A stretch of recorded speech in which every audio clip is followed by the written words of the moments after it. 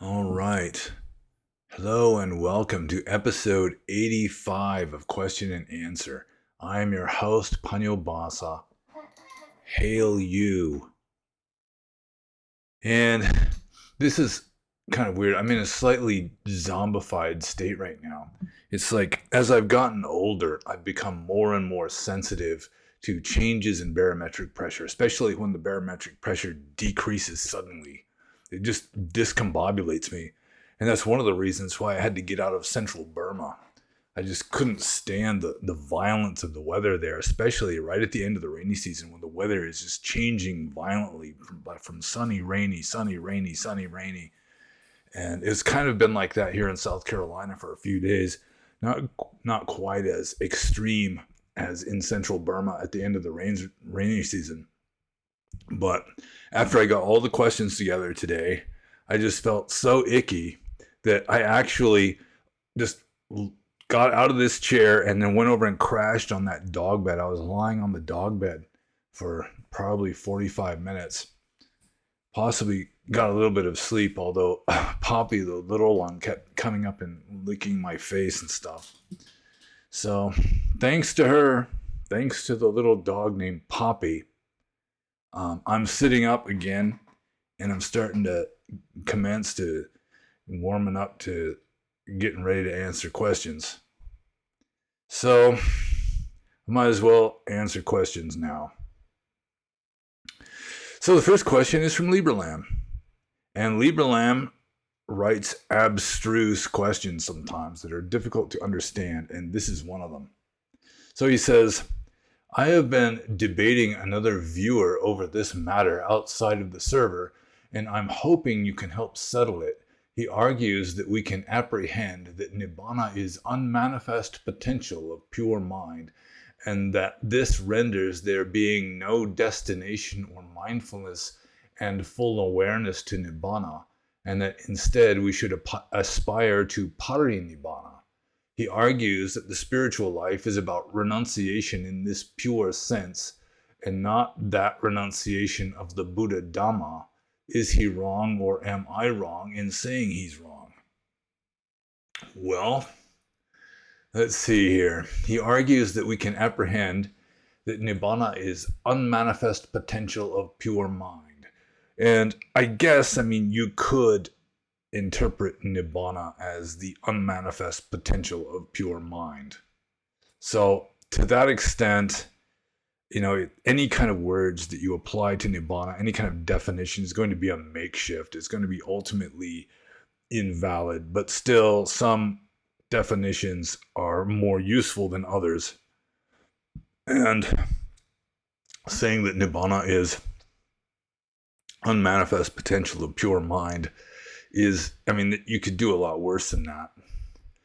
And so, to that extent, I wouldn't be inclined to consider the guy to be entirely wrong. But then he says, and that this renders there being no destination or mindfulness and full awareness to Nibbana. And that, I don't think so. If Nibbana is the unmanifest potential of pure mind, then for you to attain Nibbana, you've got to attain that unmanifest potential of pure mind, which means you've got to purify your mind and remove the manifestations of it.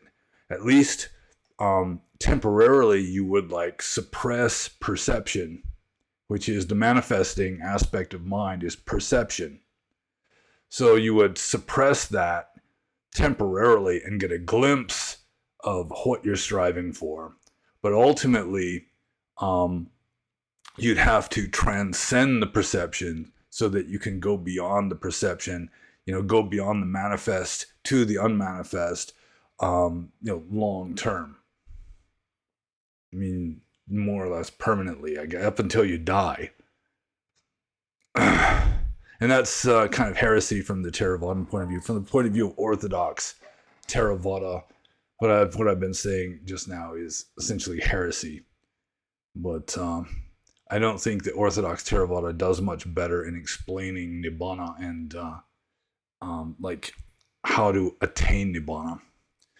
So Yeah, if Nibbana is the unmanifest potential of pure mind, then in order to realize that, you've got to realize like an unmanifest pure mind, which is going to be a mind that is without perception or is transcending perception, and that takes practice. So, I mean, when he says this renders there being no destination or mindfulness and full awareness to Nibbana, well, I mean, like the destination, I'm not sure. I mean, that would be like atta in Pali, I suppose, like the goal. But I mean, the goal is mentioned. You can refer to it as a goal, even though it's always here all the time. Mindfulness is just one of those ways of transcending perception, like simplifying and like keeping it to a minimum, and then ultimately transcending it. And full awareness, I mean, that's what the unmanifest potential of pure mind would be.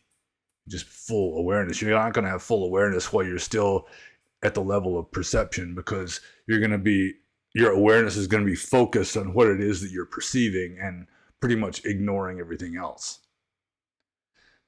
So anyways, he continues, and instead we should aspire to parinibbana, which is just what happens to an enlightened being at the moment of death.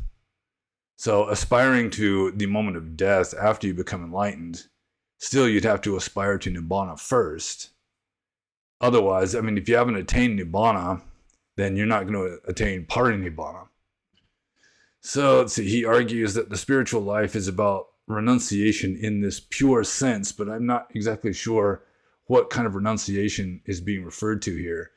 And not that renunciation of the Buddha Dhamma, but the renunciation of the Buddha Dhamma is simplifying your life so that your perceptions are simplified, so that it is easier to suppress them temporarily or transcend them long term. So is he wrong, or is Liberlam wrong in saying he's wrong? Well, I mean, I think he got maybe the core of like the definition of Nibbana more or less acceptable, but then he kind of seems to be under the idea that there's no way that you can strive to attain that, or that Nibbana just isn't really enlightenment or some such. Then I'd say that he is mistaken, or at least he's deviating from not only Theravada Buddhism, but also my unorthodox interpretation of Buddhism. So I don't think he's quite correct with regard to the ethical or practice aspect. Although saying that Nibbana is the unmanifest potential of pure mind really is not that bad of a definition. So I think I'm just going to move on to the next question. This is from 5 Precept Pete, and I still haven't fully woken up. I mean, I think I did fall asleep briefly on that bed where there's a different dog falling asleep right now. And I've never been good at taking naps. Even when I was 5 years old, I was not good at naps. Like at least half the time I'd wake up kind of groggy and woozy. And I've got a little bit of grogginess going right now. But the show must go on. And I'm not complaining. I hope. So anyways, 5 Precept Pete says, how to unretard self. Well, stop using self-retardant. That'd be one way of doing it. How to unretard. I assume he means how to unretard oneself. How does one unretard oneself? And that is, I mean, that's one of the dilemmas of religion. I mean, that's something that I've been working with for many years, in that it's like you've got a computer that's glitchy, and then you've got to use that computer to reprogram itself to unglitchify itself, so to speak. And so it's like you're trying to become enlightened, but you are delusional essentially until you become enlightened. And so a deluded person is trying to become enlightened. So I mean, obviously there's handicaps involved. So you just have to do the best you can and try to reduce the retardation, again, by reducing your addiction to perception. And you do that systematically, little by little, at first, especially. I mean, it could be little by little to the extent of taking millions of years, just lifetime after lifetime, going with the Buddhist scheme of things. But, you just do the best you can and emphasize mindfulness as much as you can and try to understand reality as well as you can and never think that you've really understood it. Because, any kind of perceptual model of reality is going to fail. It's going to be invalid ultimately. So just keep searching and never really stop searching until there's just no need to search anymore. And be mindful, just practice meditation, just simplify your life, simplify your mind, and like following precepts, being moral. The ultimate purpose of that, again, is to simplify your mind, to reduce the clutter, all the agitation and worry and so forth that immorality leads to, like the bad results that immorality leads to. You just try to keep things simple and harmless and clean, and just practice meditation, practice mindfulness, and gradually wisdom will develop, and gradually you will learn to detach from and transcend the perceptual prison that all normies are in. Pretty much everybody, the entire population, pretty much. So I guess I answered that one. So I'll just move on to the next one. This is from Mooners. And Mooners says, does taxation break the second precept because taxation is theft? Well, it's kind of interesting. For me, taxation isn't so much theft because I pay my taxes willingly. I realize that, there wouldn't be a country if there were no taxes. You could say, well, people could just voluntarily donate however much they think is fair, but as a general rule, that doesn't work out very well. So, if you read the text, like the rules of monastic discipline and so forth, it becomes fairly clear. Like, for example, the definition of theft for a monk, which is, what is the second parajika? The second parajika rule. It's the second rule in the Bhikkhu Patimokkha. And it defines theft as taking something worth more than a coin called a pada. Or actually in the rule itself, it's stealing something valuable enough that a judge would call you a fool and an idiot, that you get hauled in front of a judge and the judge would reprimand you at the very least, that you would receive at least a scolding from the judge. And so it's like, it's a legal definition, really, that theft, it's, to some degree at least, it depends on the law. And because the government makes the law, the government is the law, then you couldn't really say that taxation is breaking the second precept because taxation is theft, because the government that makes the law says, nope, it's not theft. It's just, you got to pay your taxes is all. So you could employ that dodge, I suppose. But really, the government can't really steal because the government just makes the laws. And if they say, we can take this from you if we want to, we just passed this law saying we can take this from you, then what do? Especially if you're not living in anything remotely resembling a democratic republic. So, it depends with regard to the morality of it. It would depend on, say, the people enforcing the taxation laws. The IRS guys with guns. The police that are helping the IRS guys with guns. What is their mental state? What is the mental state of the people implementing the tax laws? To some degree, if they've got impure motives, then they're going to be making impure karma. But I really just don't think about it that way. A lot of people say, taxation is theft, and having to work is slavery, and that kind of thing. But yeah, I'm really not that libertarian, or whatever ideology that is that insists that taxation is theft and that having to work for a living is slavery, keeping pets is slavery. Just to that extent, I mean, you're hardly likely to live a very happy life, considering that you're considering that having to pay your taxes, which you got to pay taxes whenever you buy just about anything other than maybe food,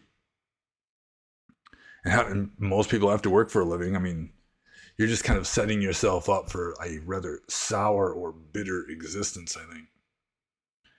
So yeah, technically I would say that, it depends on how you look at it. So personally, I don't think that taxation breaks the second precept unless you got just crooks that are just pocketing the money or something. But that's at their end. That's not at my end. I don't feel like I'm being stolen from. It's just sort of a social construct that I was born into. And it's like people pay taxes, sort of like, people brush their teeth. It's just something that you have to do just to stay in this society. And yeah, I really don't look at it that way. But some people might. Some of the IRS agents or the people implementing the tax laws, they may have greedy motives or something. And so it may be that they are going to have karmic retribution for their actions. So I think I'm just going to move on to the next question here. This is from Siovak and Sipad Zidana. And Siovak and Sipad Zidana says, last week you said consciousness without perception would just be a void, but I don't understand why that would be the case. For example, to me, it would seem like visual consciousness without perception would just be a blob of colors with a discernible ability to separate the different parts, with no discernible ability to separate the different parts of the blob from another. Then I would assume perception is what takes this raw data and makes symbols out of them, like separating the colors of a chair from the rest of the visual data and identifying that as a separate whole object. Is this how the process works? And if so, or if not, why would this mean consciousness would be like a void without perception? Well, I did say that in a recent Q&A that without perception, this world is just an unthinkable void. That a mental state with no perceptual interpretation is as though there's no mental state at all. And I originally got that idea from a book called Buddhist Logic by a Russian fellow named Cherbatsky, one of the early pioneers in Western Buddhist studies. And he was quoting a philosopher, I think it was Venerable Dharmodara, who belonged to the Dignaga school of logicians. It was a logical school. And he was explaining why that, if you take away all perceptual interpretation, all you've got is unthinkable void. So anyways, Siovak and Sipad Zidana says, to me, it would seem like visual consciousness without perception would just be a blob of colors with no discernible ability to separate the different parts of the blob from another.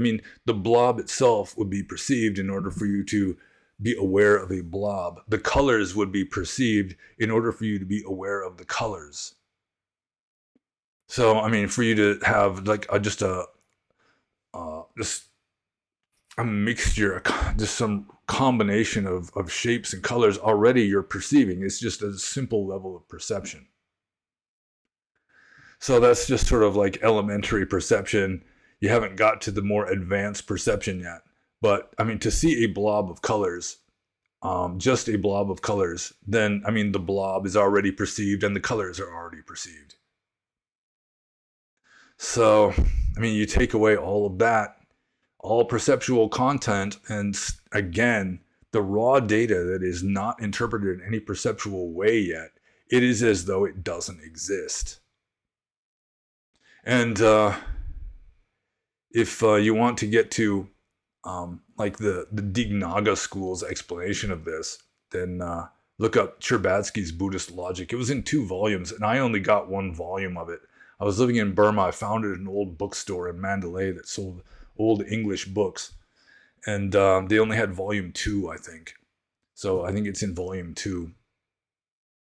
But I do agree with that. I mean, perception, this world is perception. Samsara is perception. Or as Bishop Berkeley used to say, esse est percipi.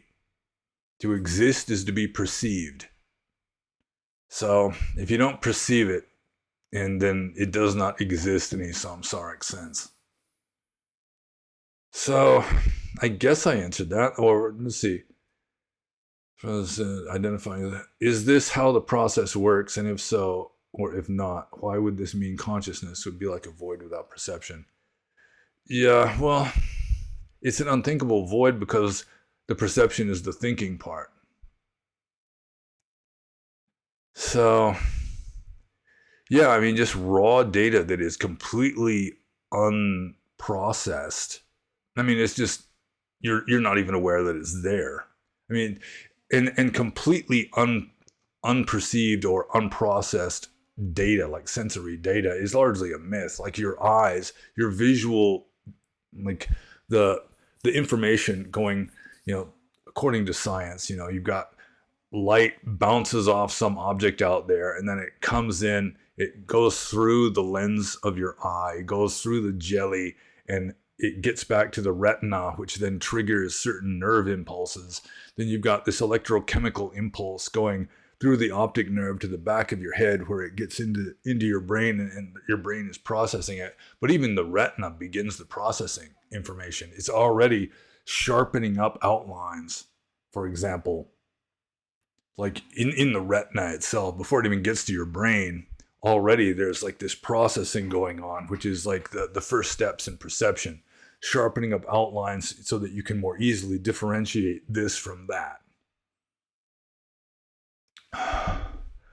But yeah, I think if you really understand what perception does, what is perception, then I think you would have to agree that without perception, I mean, unthinkable void. Anyways, I think I'm going to move on to Siovak and Sipad Zidana's next question here. And I hope I'm not too groggy and zombified from not feeling good and then crashing on the dog bed. So anyways, Siovak and Sipad Zidana's next question is, I easily get carried away by the momentum of a conversation and end up saying things I regret, whether it's telling people things I shouldn't have told them, saying rude things I can't take back, or end up lying to tell entertaining stories that make people laugh. But if I just choose to not talk without purpose, I have no reason to talk to people at all and end up going without talking for a long time and isolating myself. What should I do to fix this? Well, I mean, that's kind of a tough question, actually. First of all, I mean, you shouldn't regret anything. I mean, regret always just makes things worse. It's kukucha.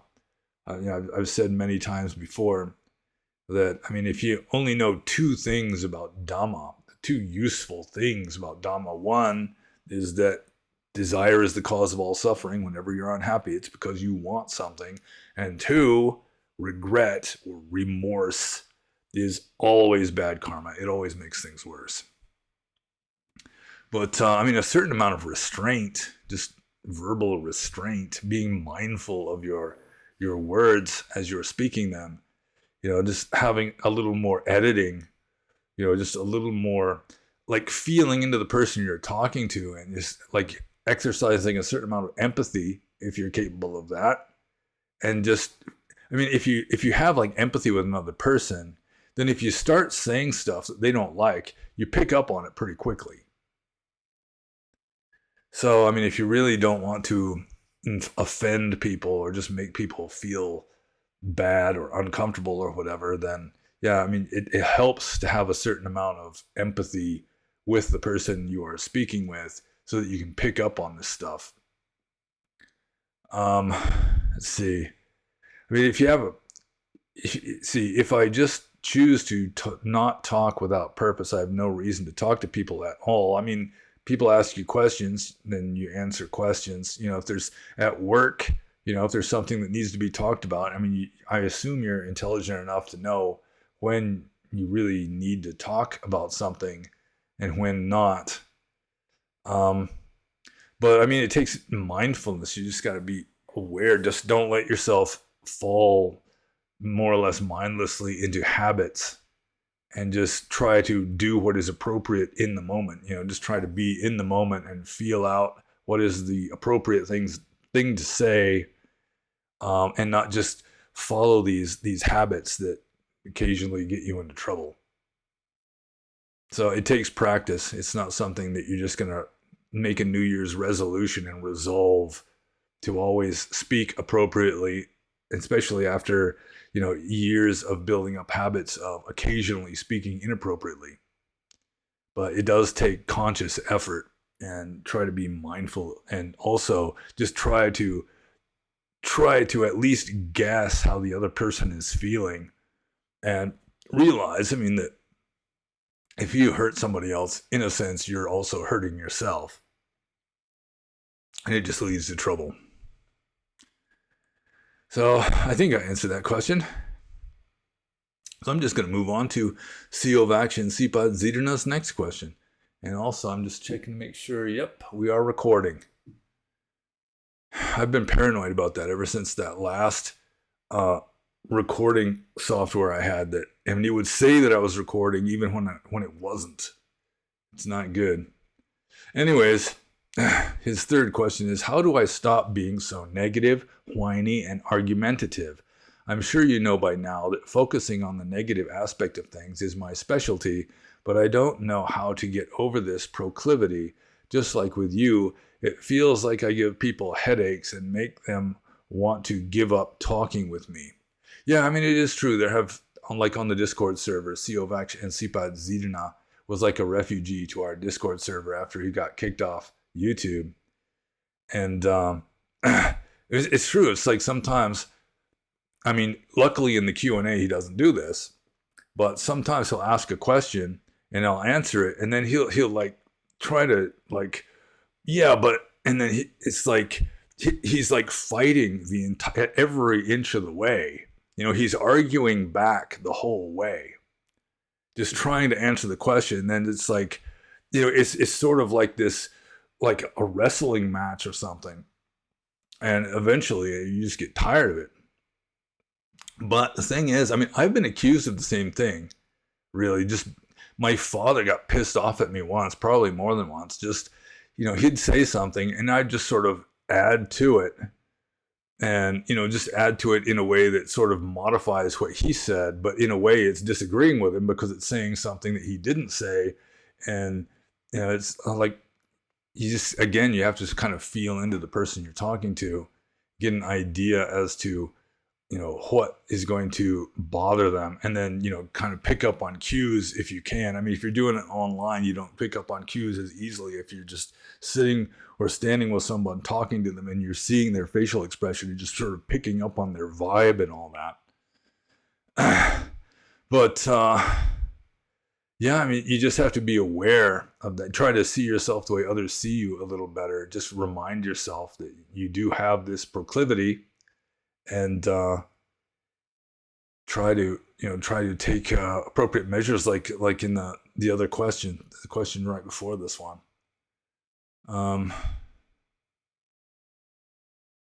Yeah, it's, mindfulness of speech is important. It's there's some suttas in the Pali Tipitaka where it's talking about, how like everyone's gotten like an axe in their mouth. Your tongue is just gets you into more trouble than anything else. It's so easy. It's like I've said that like wrong speech is the easiest of the 5 precepts to break, because it's just almost effortless. You can just remain sitting in your chair and break that precept. And so it requires greater mindfulness, just to be aware of, just be mindful of your speech. Let's see. And I think to some degree you just have to like get hit over the head with people getting mad at you enough until finally it starts changing your perceptions. That really, you can't really change your behavior under certain circumstances without changing the way you perceive things under those circumstances. Like Arthur Schopenhauer, his doctoral thesis, the fourfold root of sufficient reason, one of the fourfold root of sufficient reason, one of the kinds of sufficient reason was psychological. And, he, in this essay, he's saying that, a human being is a conditioned being, and we're going to react to the same circumstances in the same way. Certain things happen, we're going to react in this certain way until we learn to think differently. And in this case of just being negative and whiny and argumentative, it may require enough people just getting pissed off, and that it kind of humbles you or makes you realize that you're clueless in a certain way. And this has happened to me before too. So that, it really does kind of change something in your mind about how you're perceiving things that then allows you to respond differently. But again, mindfulness of speech is pretty much a necessity in this regard. So at least Siovek and Sipad Zidana is, at least when he was asking this question, was realizing that sometimes his means of communication just kind of are abrasive to certain people. Like when you say something and somebody just comes back at you with, some sort of criticism, or like, yeah, but, what about, this, that, if I interpret your words this way, then this is wrong, or something like that, they might even be wanting to say something simple, and then it just gets more and more complicated until you wind up in like this quagmire of words. So yeah, mindfulness of speech, I guess, and try to just feel into the people you're talking to, and see, at least try to pick up on when they're starting to get like frustrated or bothered, and then back off, unless you're really hell-bent on frustrating and bothering people. So I'm just going to move on to the next question here. This is from Thermal Squid. And Thermal Squid said, what is the karma of gas station or connivance store works? I assume he means convenience store, but it came out as connivance store. So let's just assume, for the sake of argument here, that he means convenience stores. So what is the karma of gas station or convenience store works? Is it wrong livelihood to sell alcohol, intoxicants, meats, and so on? But it seems to me that one would need to purchase and facilitate these items and to profit off of them for intent to be involved, such that of someone who sells what is owned by another for a wage, is this wrong livelihood? Well, first of all, he's got the list. It's wrong livelihood to sell alcohol, intoxicants, meats, and so on. Technically, meat isn't on the list. There is a list, like with regard to wrong livelihood. There's a list of things, and I'm not going to remember all of them probably, but intoxicants, you're not allowed to sell intoxicants. You're not allowed to sell weapons, which would include poisons. You're not allowed to sell slaves, which would also be like being a pimp, white slavery, as it used to be called. You're not allowed to sell, what else? There's another one. Animals for slaughter. So, if it's just meat, it's already been slaughtered, then I think that gets a pass technically. But selling animals for slaughter is also not right livelihood. And let's see. So, yeah, it doesn't say anything about how you have to buy it first in order to sell it. That regardless of the circumstances of why you or how you are selling intoxicants or weapons or animals for slaughter or slaves, etc., it's still wrong livelihood, because there is harm being caused by you doing this, regardless of whatever capitalist provided the capital for buying the overhead or the stock or whatever. The stuff that is in stock. So, yeah, it's still wrong livelihood, and you'll probably get a certain amount of karma for it. Although I really don't think that like a grocery store checker, a grocery store clerk who's selling the bottle of wine to the old lady, or the bottle of, or the can of insecticide every once in a while. I mean, they're just, booping it over the little code reader, and, saying how much they owe. There's not a whole lot of mentality going on that is suitable to hang karma on. I mean, it's still there. It's very subtle, and still, technically, from the Buddhist point of view, it is wrong livelihood. But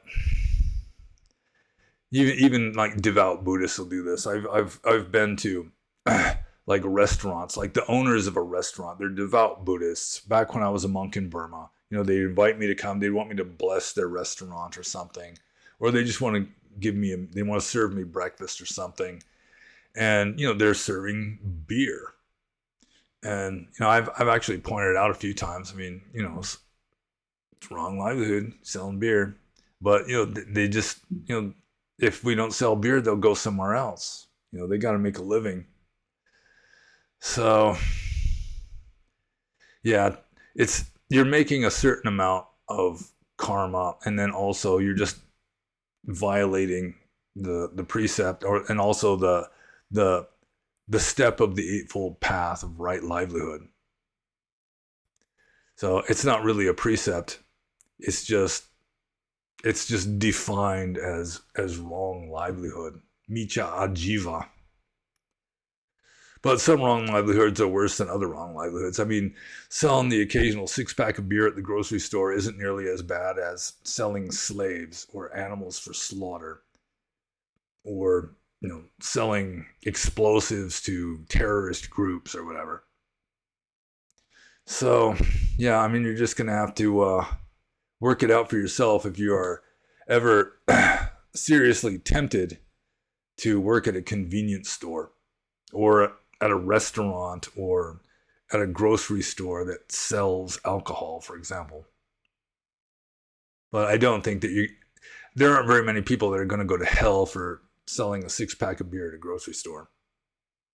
So I'm just going to move on to the next question. This is from Joe Doe. And Joe Doe says, what's your thoughts on the little Buddha, the man that is said to be the reincarnation of Buddha in Nepal? And I'd never heard of this person. And I would say that anyone who's claiming to be a reincarnation of the Buddha is probably a fraud, because the Buddha does not reincarnate. That's why he's the Buddha. If he's reincarnated, that indicates he wasn't the Buddha. So anyway, I had never heard of this person, but then somebody else had, named Don. And so Don left this following comment below Joe Doe's question comment. He says, allow me to butt in. I learned a couple of years ago that he's become somewhat of a crazy cult despot involved in kidnapping, torture, temple desecration, and he was just arrested a few months ago for rape and sexual assault of minors. The guy's a real piece of work. There's plenty of reports on YouTube all about it. So, yeah, I guess he's probably just another one of those charlatans claiming to be an enlightened being. L. Ron Hubbard was claiming, or at least his followers were claiming, that he was Maitreya Buddha, or Maitreya Buddha, the next Buddha. So that's not claiming to be a reincarnation of Gautama Buddha, but still, I mean, claiming to be a Buddha is kind of problematic, just for starters. Anyway, I would consider that the overwhelming majority of claims to Buddhahood are false claims. And I would, just based on the tiny fragment, the tiny particle of knowledge I have about this little Buddha that Joe Doe is asking about, I would assume that he's a fraud, even if he didn't really rape anybody or torture anybody. Still, I mean, just claiming to be a reincarnation of the Buddha is pretty out there. I mean, it's likely that he's not legit. So I'll just move on to this question here, and this is from Niganta Please. And Niganta Please says, what are gandhabbas made of? And at first I was confused because the usual meaning of Gandhabba or Gandharva in Sanskrit is they are sort of a small g god, just one level above the human level. And they have a reputation for being musicians and like servants to the higher gods. And one of the best examples of a Gandhabba in the suttas is in the Sakapanya Sutta of the Digha Nikaya, where a Gandhabba named Panchasika is like a servant to Saka, king of gods, and Saka sends Panchasika, this Gandhabba, to the Buddha to try and soften him up so that he'll accept a visit from Saka, king of gods himself. And so this Panchasika, this Gandhabba, goes to the Buddha and sings this really racy love song, which somehow meets with the approval of the Buddha and then kind of segues into Saka coming before him and asking him a number of questions. So it's not that kind of Gandhamma. What Niganta Please is referring to here is the Gandhamma as a requisite for conception. That there are like 3 requisites for conception. According to ancient Indian Buddhist texts, you have to have the man and the woman coming together. There has to be like moisture, and there has to be a Gandhabba. And the Gandhabba in this case is like a being ready to be reborn as this being that's going to be conceived. Because in Buddhist philosophy, Buddhist ethics, a human life begins at conception. That it is at conception that the relinking consciousness, that the karma of a previous existence comes into a new existence. It's right at the moment of conception, which makes abortion essentially murder in Orthodox Theravada Buddhism. So you've got this being that is ready to take rebirth, and that is called a Gandhabba. And really, I mean, all it would be the karma of the previous existence that is going to just, at the moment of death, the very next moment, it's just lined up, circumstances lined up so that one person dies, and then the very next moment, 1/1,000,000th of an eye blink later, they take rebirth in this new fertilized ovum. So I assume that the Gandhabba is just a figure of speech, that there's not actually a being, because it's really just karma. It's just like the psychic momentum of a conscious being that is like somehow being implanted into a microscopic fertilized egg. So I guess the Gandhabba in this case is a figure of speech that is essentially just kama. And it's weird. It's somebody, I think it might have been Niganta Please, even posted a kind of article on the Discord server about how Gandharvas in Sanskrit, like in Indian folklore, ancient Indian folklore, they were sort of like elves. They were seen as elves who could like meddle with unborn babies and so forth. So the idea of a being, being involved in like unborn babies, in this sense, in this folklorish sense, in a negative way, it may have somehow just got garbled into Buddhist philosophy, where it's just the being that is going to become the unborn baby. And really, all it would be is just kama, and it's in a way that the being, or the being who is about to take rebirth, isn't even there until the very moment of conception, because the moment before that, it was in a dying person. At the moment of death, who knows how far away? It wasn't necessarily nearby. So I think it is just kind of a garbled figure of speech that somehow has been influenced by the idea that Gandhabbas were like elf-like beings who could interfere with unborn babies, just like elves in like medieval Europe they were responsible for changelings. They would kidnap newborn babies and replace them with this, kind of a monstrous, inhuman kind of a baby. So I assume that is it.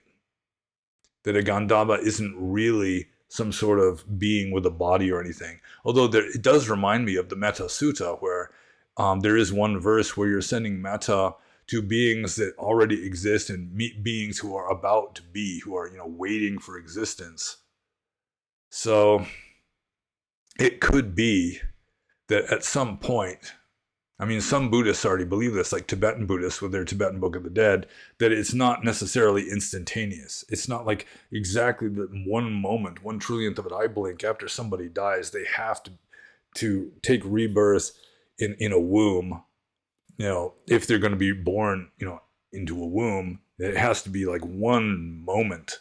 There has to be like an unbroken continuum of consciousness. There can't be any gaps other than the less than 1/1,000,000th of a second gap in between each moment.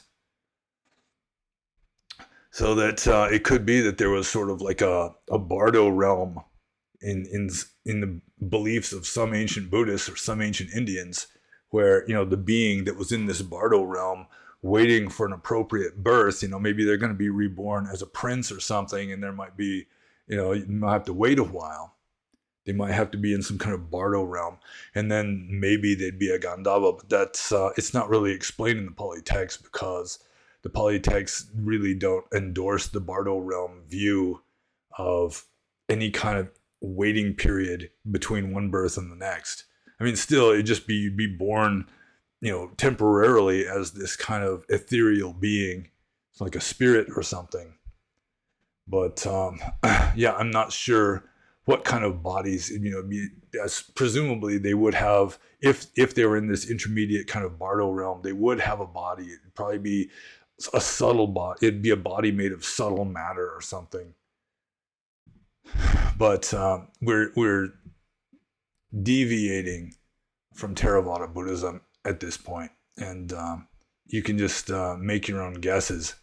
Since we've just gone completely off the tracks, you can just make guesses about what kind of a being this being waiting to be reborn would, what kind of a body it would have or whatever. So I'm just going to move on to the next question. This is from Mogambo. And Mogambo says, "Hello, Panyo. What is your opinion about memory?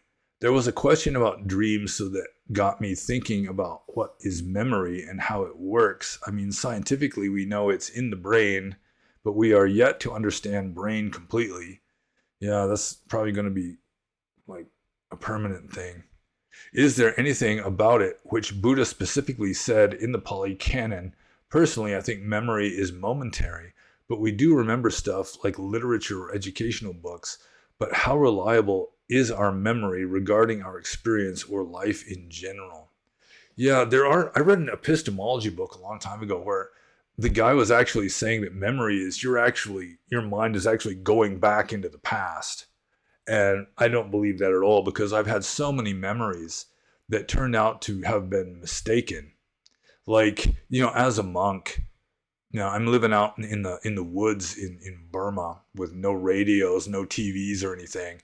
And I just remember certain things, like there were two songs, or there was this one song from, I don't know if you'd even call it a song, a musical piece from an album called My Life in the Bush of Ghosts by David Byrne and Brian Eno. And I was playing this song in my head, for years. And then I come back to America, where there's this thing called YouTube that I'd never seen before. And then I'm able to look up all these songs that I've been playing in my head for years. And it turned out that the song that I thought I remembered was like the melody to one song and the lyrics of a different song on the same album that were I just sort of conflated them into one song. Or like an old TV commercial about Tootsie Pops. How many licks does it take to get to the Tootsie Roll center of a Tootsie Pop? I thought I had remembered this commercial. And then finally, just through random chance, I see this vintage, they're just showing old vintage commercials just for the heck of it on TV. I'm visiting my father at the time. And it was that same commercial. And it was the owl it wasn't the way I remembered it. He said the same. I got the words right, but he was like perched in a tree or something, and I somehow remembered him like standing on the ground or something. So it's like memory is just sort of the momentum of these images that can change. I mean, they can degrade over time. They can mutate over time. And as I was mentioning in the last Q&A, women, I mean, it's like adjustable just right off the bat, their memories. So, like I can say my earliest memory is my third birthday. But it's not really my third birthday that I'm remembering. I'm remembering having remembered it before and then that memory was having remembered it before. It's just sort of like this momentum of an image that really, you can hardly even call it a memory anymore. It's just, there's still elements of what was originally there, but then there's all this murkiness and just sort of probably changes. So, I'm not sure exactly if I'm answering Mogambo's question,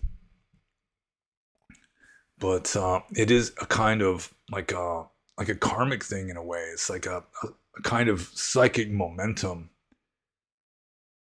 But yeah, I mean, it's from a scientific point of view. Obviously, it involves circuitry in your brain, whether it's just certain circuit patterns of neurons, or whether there's some sort of holographic image that the whole brain is generating or some such. Yeah, they haven't got that all worked out, but um, yeah, at this level of reality in this human world, yeah, your memories are stored in your brain. And if you get brain damage, then you may lose your memory. You get hit over the head really hard, you may have amnesia, for example. But with regard to like the metaphysical, like the Buddhist explanation of memory, I don't recall ever coming across that. I mean, it might be in the text somewhere, like, but I don't think even Abhidhamma really tackles the exact way that memory works from a Buddhist point of view. I'm sure there have to have been Buddhist philosophers who have dealt with the issue of memory. And I mean, some people, philosophically minded people, will kind of attack Buddhism from that point of view. It's like, if there is no self, for example, how can you have abiding memories and so forth? It is kind of a, I mean, nobody's got it all worked out as far as I know. If the Buddha had it all worked out, he apparently didn't talk about it, or that was one of his talks that didn't get recorded, because I don't think there is a sutta explaining exactly how memory works from a Buddhist point of view. So I gave my opinions about memories, and that's the question. Well, wait, there's another question mark. The first question mark is, what is your opinion about memory? Which I pretty much gave, even though I can't say exactly how memory works from a metaphysical point of view. You know, if you kind of set aside the brain as kind of superfluous or just kind of a prop for this version of reality, then how would a Buddhist metaphysically explain how memory works? Other than just as a kind of karma, where it's just like a kind of psychic momentum, just the momentum of these images, then yeah, it is a difficult question. But I know that memory is not 100% accurate, just for the reasons I've already given. Some of my own memories that I thought, you know, you remember them clearly, and then suddenly you realize that that's not exactly the way it happened. Is there have been changes. So I gave my best answer to that, I guess. Let's see, there is another question mark here. It's like, do we remember stuff like literacy? But we do remember stuff like literature or educational books, but how reliable is our memory regarding our experiences or life in general? It depends on how good your memory is. Some people have more reliable memories than others. I've got a fairly good memory, but even mine is not 100% accurate. And if something is not interesting to me at all, it just never registers.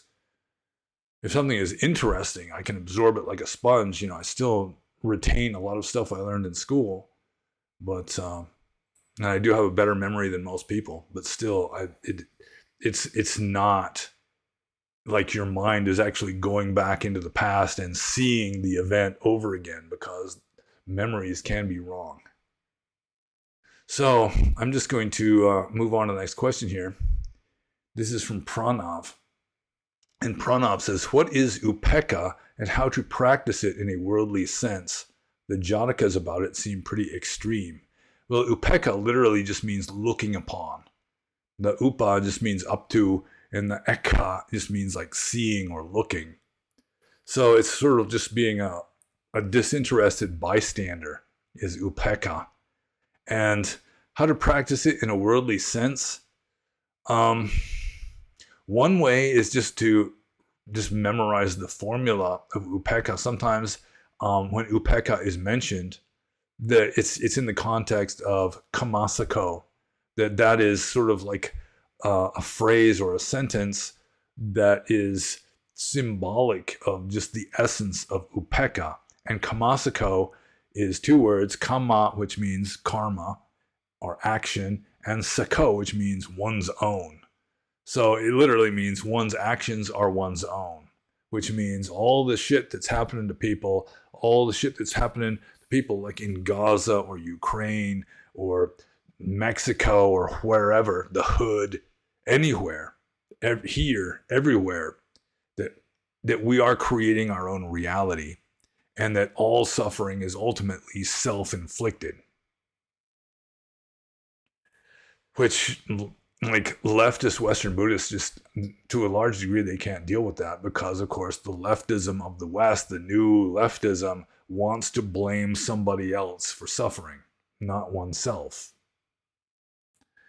So just kind of from a philosophical, intellectual point of view, you can just remind yourself that one's karma is one's own. You know, it's just karma working itself out, you know, following just in accordance with nature.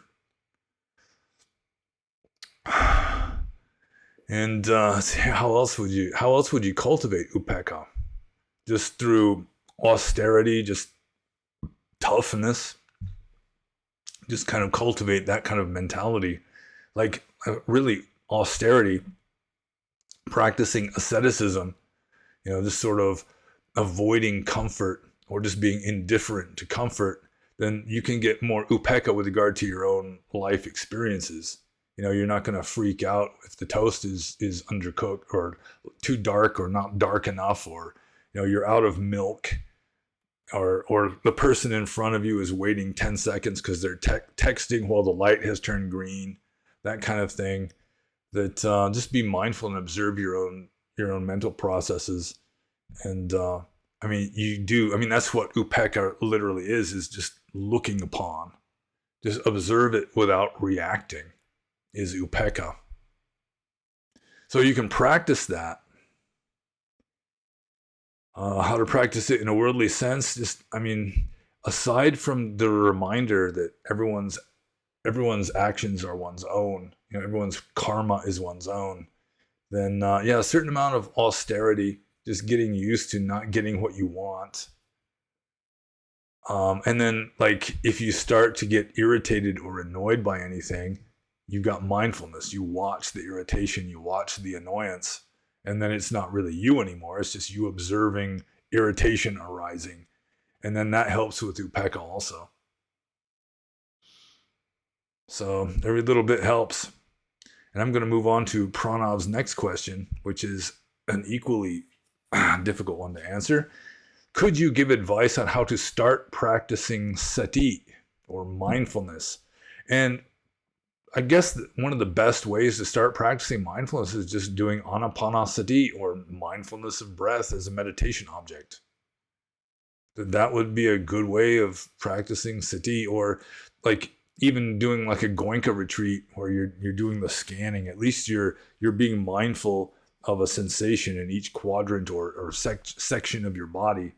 I've never done the Goenka method myself, but I've heard about it. I've had people who practiced it tell me about it. I've read some of the booklets and so forth.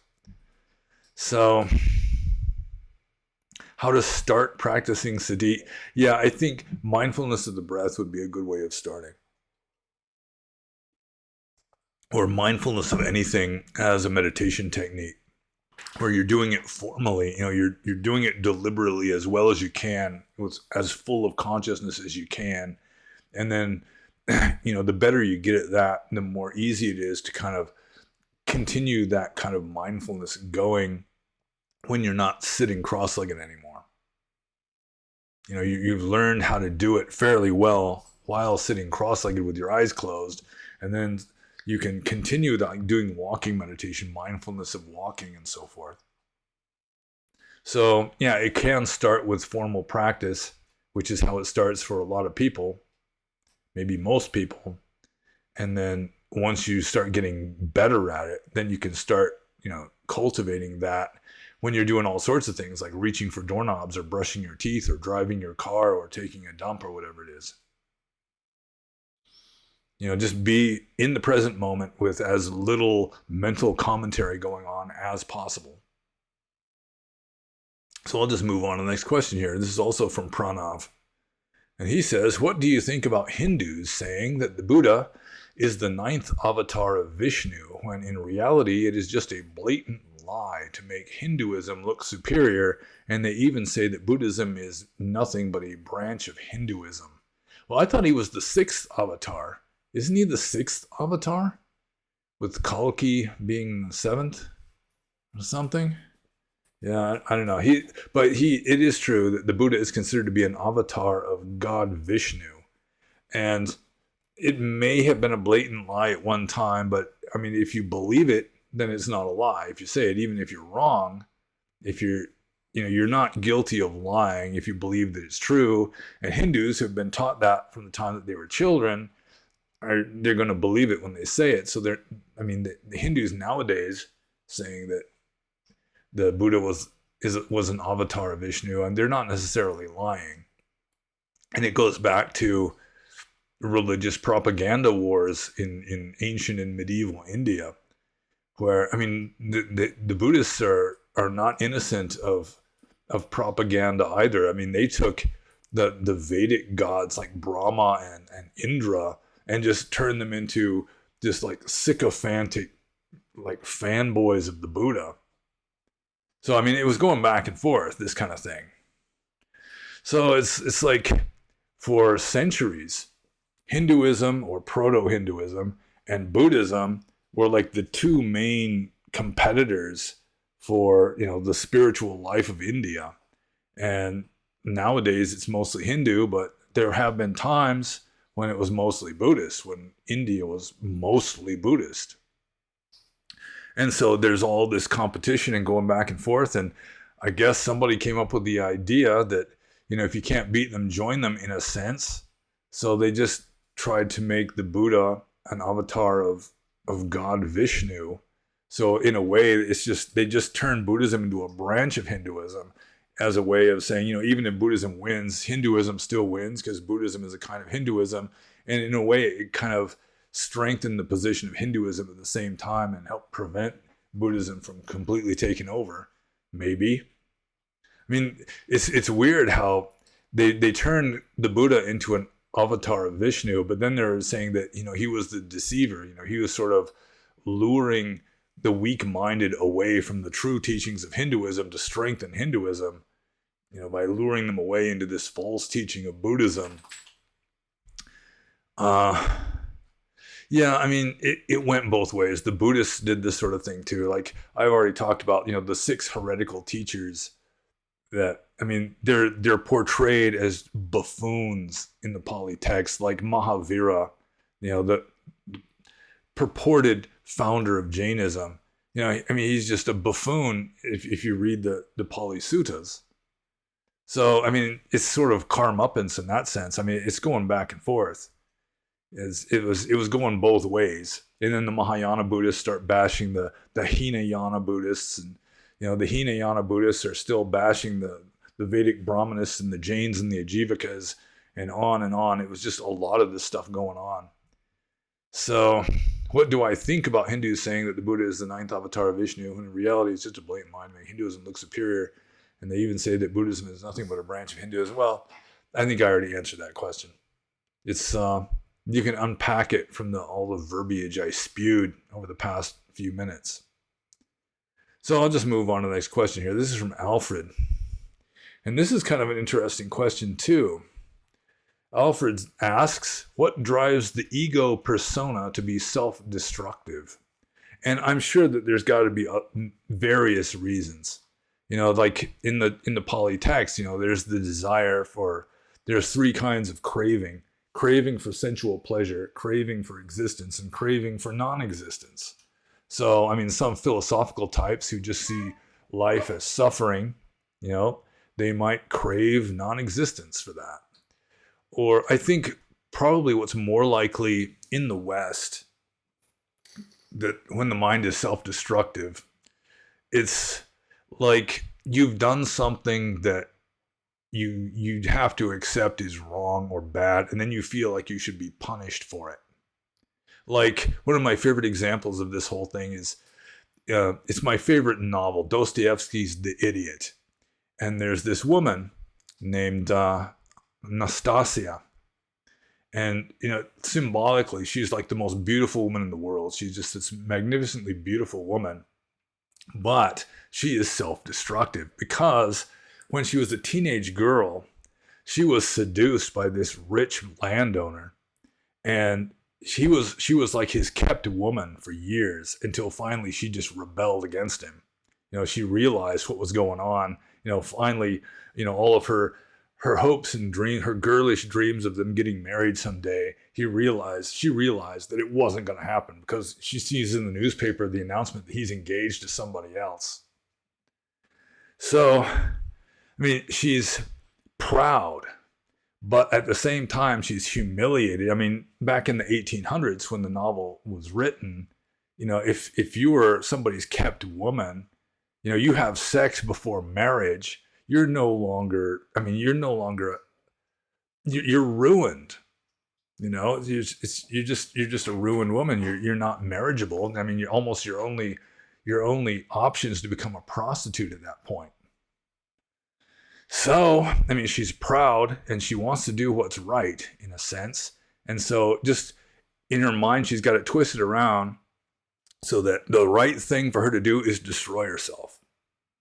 And I think there's a lot of people who do that sort of thing. They make some kind of mistake and they're just whipping themselves. They're just beating themselves up for it for the rest of their life, maybe. They just think that they need to be punished. It might not even reach full consciousness. It might be deep down that they just feel like they should be destroyed for what they have done, or they need to be just severely punished, maybe even killed. They should die, because they're such a bad person.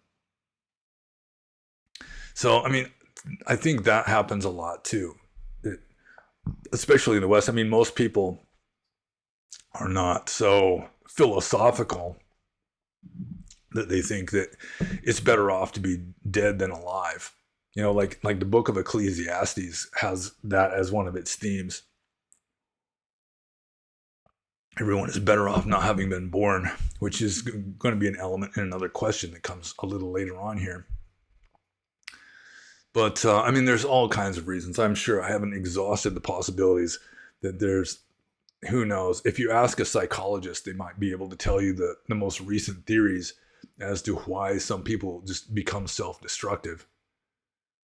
With regard to Brian, our friend Brian, he went through this spectacular self-destructive stage recently where he was just blurting out just brutal truths about himself and about other people that it could be that he just felt so much pressure to like keep stuff like pent up inside, and he got into this expansive manic state or something, and he just started blurting out all this stuff that he'd been keeping inside, which was just sort of incidentally self-destructive. I mean, I don't think he was necessarily doing it for the sake of self-destruction, but that was kind of like the side effect of the whole thing.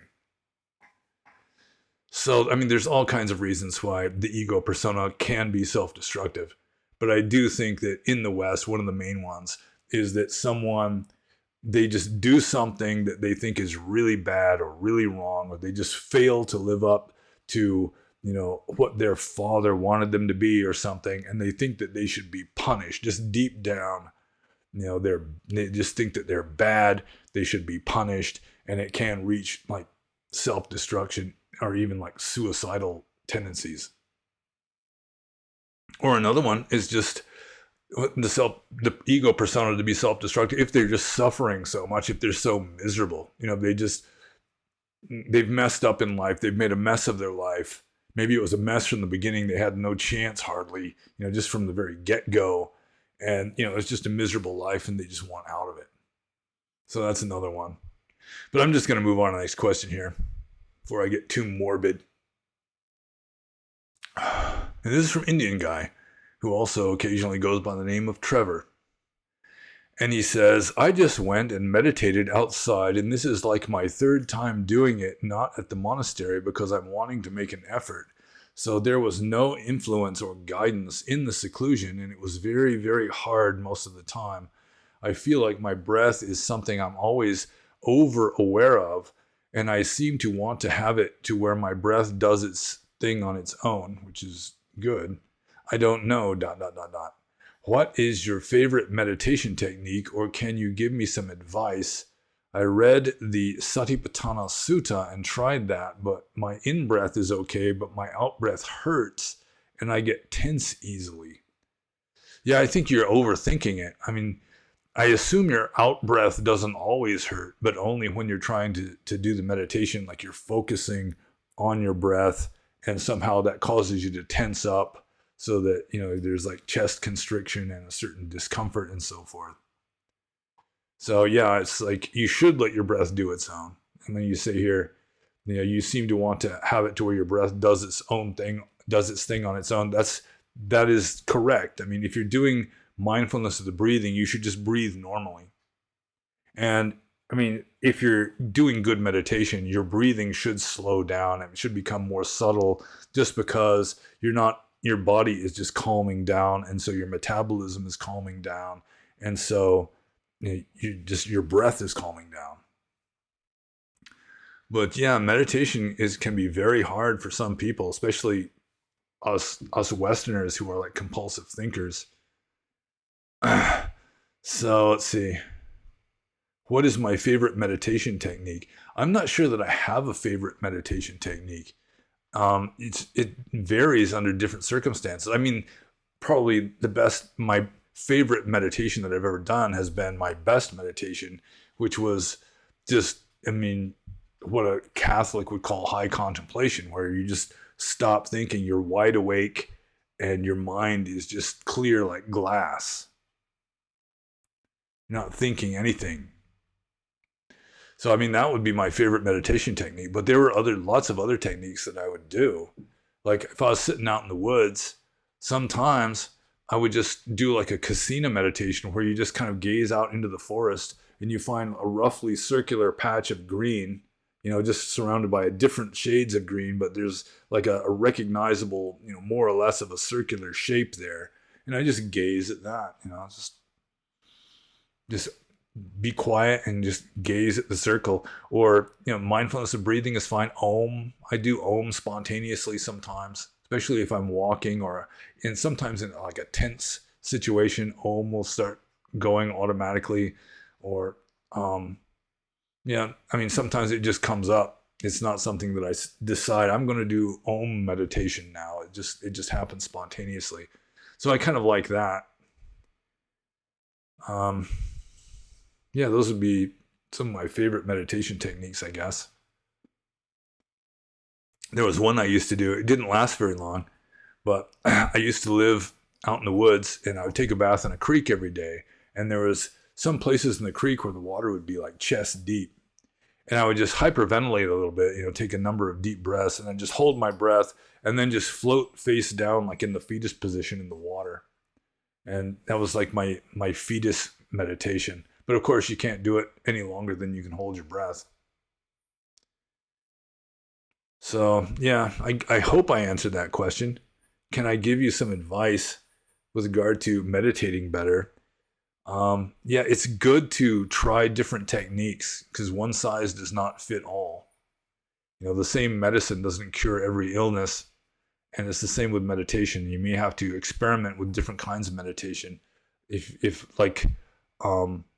breathing doesn't work well for you, and like the Mahasi, pain day pounding, the expansion and contraction of your abdomen when you breathe, it doesn't work good for you. You might want to do a very simple mantra like Om or Buddha or something. And that might work better. But you should try different meditation techniques because they're not all the same, and different personalities will respond better to different meditation techniques. So I'm just going to move on to the next question. This is from Yuga U. And I've got a dog wanting to get in my lap.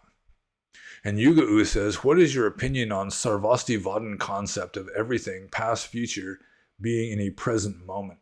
Yeah, that's the meaning of Sarvastivada. It's one of the ancient schools of Buddhism that is technically extinct, although I have read that the Ritsu school in Japan, centered around the old capital city of Nara, is technically descended from Sarvastivada.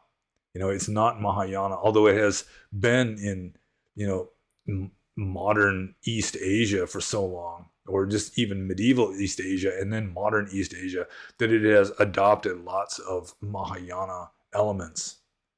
But anyways, the meaning of Sarvastivada is Sarva is Sabha or all, Asti is exists, and Vada is the doctrine. So it's the doctrine that all exists, in this case meaning past, present, and future. So that was one of the main ways that Sarvastivada disagreed with Theravada. They're very closely related, sort of like a gorilla and a chimpanzee are closely related. But one of their main differences of doctrine is that Theravada claims only the present moment exists. The past no longer exists. The future does not exist yet. Only the present moment exists. Stop it down there. And the Sarvastivadins were saying past, present, and future are all existent in a sense. Even though we might not be aware of the past, it's still there. And even though we haven't got to the future yet, it's still there. And that's more Einsteinian. It's sort of like the Theravadins adopted a kind of Newtonian interpretation of time, whereas the Sarvastivadins adopted a more Einsteinian interpretation of time. And I have to admit, I'm more inclined to accept the Sarvastivadin point of view, that past, present, and future all exist in a sense. So, yeah, I think I would favor the Sarvastivadins on that point. Although they had other doctrines that I wouldn't favor necessarily. Like, they turned karma almost into a physical substance. Or so I have read. And I wouldn't go that far. So, let's see. I guess I answered that question, so I'll just move on to Yuga U's next question. And I must point out to Yuga U that he asked 4 questions. And we've had to reduce the number of questions to 3. So I'll let it slide. That's 3 there. I'll let it slide this time. But seriously, I do request that people not ask more than 3 questions per episode, because the list sometimes gets very long. It's fairly long this time. I didn't bother to count all the questions, but I assume we're above 30 questions. So anyways, Yuga U's next question is, how do you approach very conservative people in faith? Reasoning them can be such a chore. Well, I mean, the sensible thing to do is, if you approach very conservative people, like for example, here in South Carolina, just devout Southern Baptist Christians, then I'm not going to discuss Buddhism with them unless they want to discuss it. And then I'll, be as diplomatic and non-offensive as possible, try to interpret Buddhism into more or less Christian terminology so they can understand my points better. But as a general rule, I mean, I work with devout Southern Baptist church-going Christians every day that I go to work. And I just don't talk about Buddhism. I just talk about work, talk about other things, crack the occasional joke, but, go easy on the Jesus jokes, for example. So, I mean, that would be it. I mean, I haven't really had a conservative Christian, for example, just get in my face and, insist that I'm wrong, that I'm going to go to hell because I'm not a Christian or whatever. But if I were to go around like spouting Buddhism all the time, it might happen more often.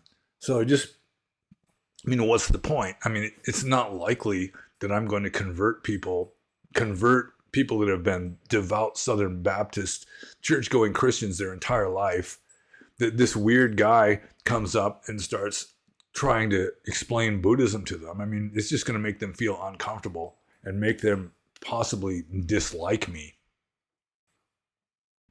So yeah, how do I approach very conservative people in faith? I just can approach them and talk about whatever needs to be talked about and don't discuss religion with them. Although sometimes I do kind of wish that one or two people at work would ask me about Buddhism just so I could kind of have a philosophical discussion with them and kind of get Christianity into the mix. Because probably my understanding of Christianity, I mean, I'd be willing to discuss Christianity with them, but my understanding of Christianity is probably very different from theirs, because theirs is, just traditional. It's how the minister just, interprets the Bible, or, how the Baptist church interprets the Bible, and not, following up on, modern archaeological finds that either reinforce or detract from the validity of the authenticity of the New Testament or whatever. But I guess I answered that question. Yeah, just don't debate religion with very devout conservative people. I mean, I wouldn't even. It's probably not a good idea for me to debate Buddhism even with very devout conservative Buddhists, because the very fact that they're very devout and conservative means that they're pretty much locked into a certain way of looking at things, in many cases anyway. And I just make them feel uncomfortable and maybe upset. And I really it wouldn't accomplish anything positive other than just kind of making them question their own belief, which is good, but I mean, it's painful. It's very unpleasant for some people. So, I mean, you definitely have to pick your battles on that one. So I'll just move on to Yuga-U's next question here.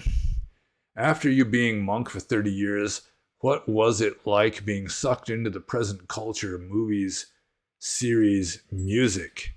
Well, as I was already saying above, or before, music, I mean, it just played in my head. I remember one time I woke up in a cave in Burma with 4 Sticks by Led Zeppelin just pounding away. And it had to have been pounding away before I woke up. It was already going in my sleep, and I woke up with it just. So, I mean, in a way, I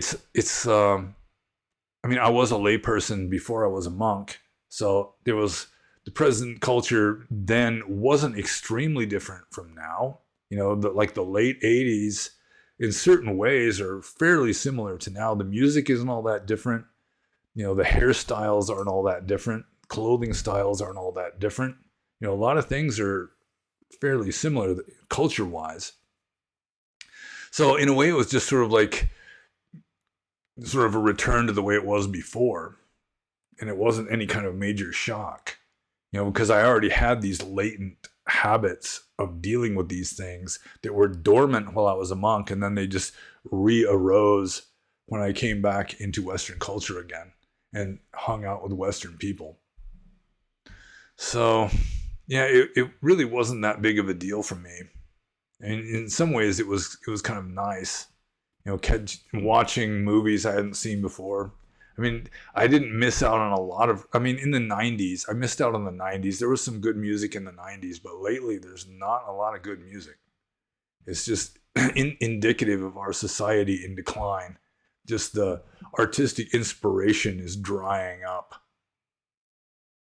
So I guess I'll just move on to Yuga-U's 4th question, his transgressive 4th question.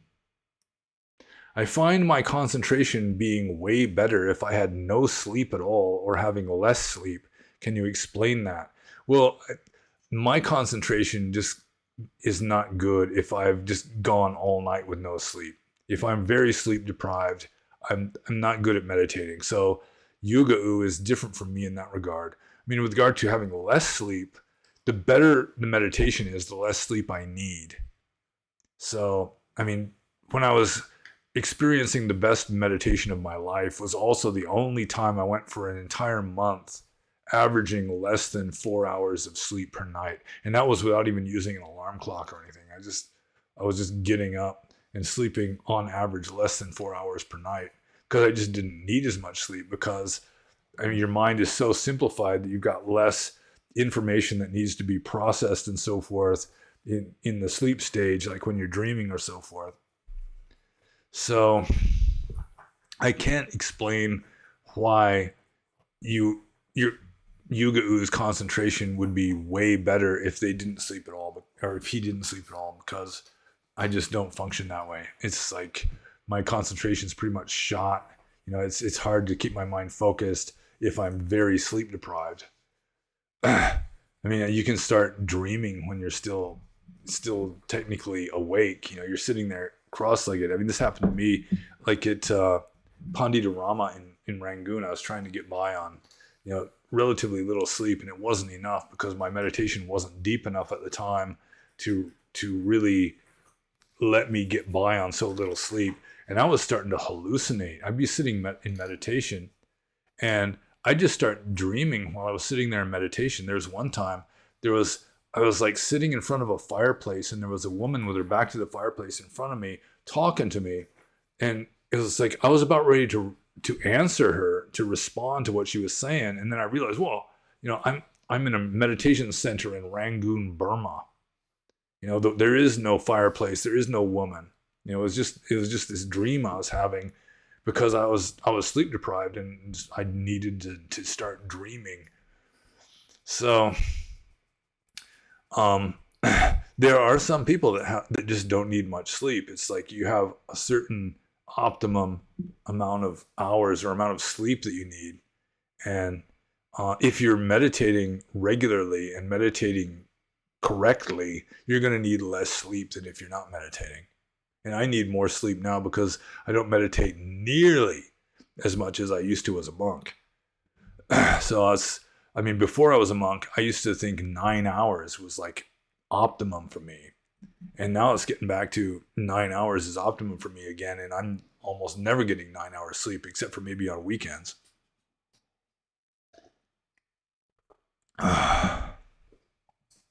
But meditation, that's one of the advantages of meditation, is it allows you to get by on less sleep. But with regard to these questions, or this question of how I can explain better meditation with no sleep, yeah, I can't explain that. I don't know what the answer to that would be. So I'm just going to move on to this question here. And this is from Mo, who I believe is a dog. And Mo says, or whoever is speaking on behalf of Mo, says, hello, can you please explain latent karma more and give examples? You talked about it at the end of your last talk. Thank you. Latent karma. Well, one way of explaining karma, at least one aspect of karma, that even a Western materialist can't really argue against, is that karma is like a semi-conscious autopilot. You know, it's like it's a set of habits. You know, we are governed by habit. And if you're not being fully conscious, you're just going to automatically act out these habits. And that is a manifestation of karma in the Buddhist sense. Because karma is, at least in one aspect of karma, is that it serves as a kind of autopilot. And I mean, most people just are not fully awake, and so they're running on autopilot most of the time. Just the way you talk, the things you do, the way you drive your car, just the way you walk, everything. It's all just habitual. And you just need a certain amount of residual consciousness to keep you going through it. And you don't have to be fully awake for it because it's just knee-jerk, habitual responses. So, I mean, that is one kind of latent karma. And even if you're not doing that, the habits are still there. It's like anusia, it's latent tendencies, which are like latent karma. Because, like I was already saying before in response to a different question, that I had certain habits of dealing with people and just living in the worldly life before I became a monk. And then after I came back to the West, they just started re-arising again after more than 20 years or many years I come back and it's like I didn't skip a beat. It was just all these old habits that were latent that whole time. Just I'm back in the right circumstances again, and they just kick back into action again. So that's one way of latent karma. One way of having it is just these habit patterns that you've acquired in your life that allow you to act and function without being fully awake. And I'm at a loss for coming up with another good explanation for it. But anusia is the word for like an underlying tendency. It's like a subconscious potential kind of habit pattern or action that, you know, it's just waiting for the right circumstances for it to activate, so to speak. And it is, I read somewhere a long time ago, I think it was in the Buddhist Bible. It was this book called the Buddhist Bible. It had a lot of Mahayana texts in it. And one of the translators translated the word karma as habit energy. And I think that is a good translation of karma. It's an interesting one that gives you a certain insight into what karma is. It is a kind of habit energy. And the habits are there even if they're just latent, you know, they're just lying dormant waiting for the opportunity to arise. You know how to drive a car, you habitually, you know, you just got the reflexes and so forth. Then you can go 20 years without driving the car or a bicycle. That's like the standard example. But the memory is still there, which is like a kind of karma. And then, you know, 20, 30 years later, you get in a car, you can still drive it. You don't have to learn all over again. So again, with regard to memory, I can't fully explain how memory works, but karma is a similar phenomenon.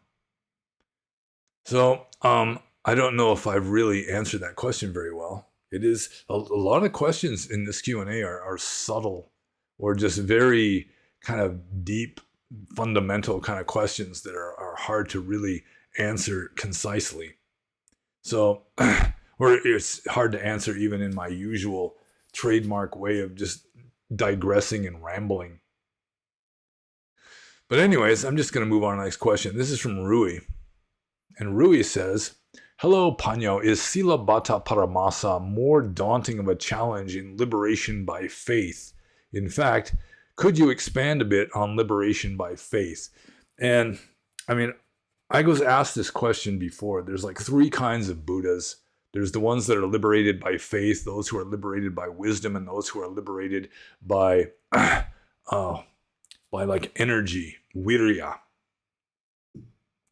And I really think that this doesn't have anything necessarily to do with empirical reality. That, and even classifying various Buddhas, you're already relying heavily upon mythology in order to get these other Buddhas to compare Gautama Buddha with. And I just think it's just a later artifact of Buddhist devotional philosophy. And I think it's just a totally academic question. You're not really answering a question about reality so much as answering a question about what the official dogma is. And I've just never really been all that interested in it. And I just don't think it really has anything really, you know, to do with genuine Dhamma, or, you know, the essence of Dhamma, of like waking up. So, yeah, this is a question that, I mean, I could have looked in the Buddhist dictionary, which is back there on the bookcase, and read what was his name? Nyanaponika says about, you know, the three kinds of Buddhas and what are the qualities of the Buddha who is liberated by faith and so forth. I mean, it could apply to ordinary arahants too, maybe. And, you know, each of these different types of Buddhas has a certain amount of, you know, world cycles and eons that it takes for them to become a fully enlightened Buddha by following this path of faith or wisdom or virya, you know, energy, heroic effort. And yeah, I mean, it's just, I really don't think that it has anything to do with empirical reality other than just dogma that was cooked up after the time of the Buddha. So, but with regard to Silabhata Paramasa, I mean, even that, Silabhata Paramasa, if you read the texts, like the Pali texts, and especially the commentaries will define it in such a ridiculous way that it's almost a non-issue. The standard definition in the commentaries for Silabhata Paramasa is conduct such as imitating the behavior of dogs or cattle. That there were ascetics in the Buddhist time who just went around on all fours naked and didn't talk and just ate, they drink water by just sucking it up just on their hands and knees from a pond or something. And that's how the commentaries usually interpret Silabhata Paramasa, which literally means like adherence to morality and observances. Sila is morality or rules, and Bhata is like observances, and Paramasa is like the clinging part. And I mean, someone who's faith oriented, yeah, I mean, they might have more faith in just following rules, just thinking that the rules are the same as morality. And there is a difference in Buddhism between rules and ethics, or rules and morality. If like a layperson's got 5 precepts, but that doesn't mean that if you keep all 5 precepts, you're going to be moral, that you're going to be a saint, because I mean, there's so many ways that you can be bad. I mean, you can just be thinking bad thoughts, and that is immoral. You can experience regret for having done something in the past. That is immoral. Regret is immoral. There's no rule against it, but still, you're making bad karma by doing it. So, how that would apply to, I mean, just setting aside the different kinds of Buddhas, how that would apply to a faith-oriented person. Yeah, I mean, they could be more stuck in just having faith in rules,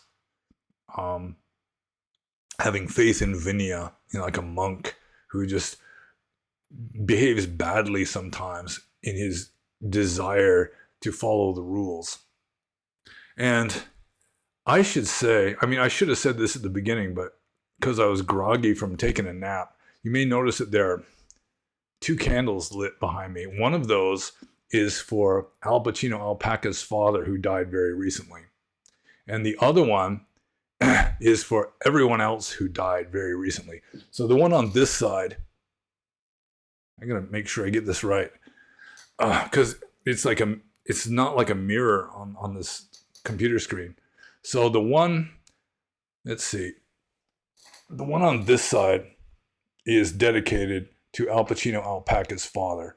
And then the one on that side, which would be the one on your left as you watch this, is for everyone else who has died recently, including a lady named Ibu, who I found out had passed away the same day that Al Pacino Alpaca told me that his father had passed away. She was an Indonesian lady who had invited me to Bali a number of times when I was a monk. And also my old friend Paul, who died recently. So, I mean, a lot of people have died recently. It happens. And I don't want to make a joke about that.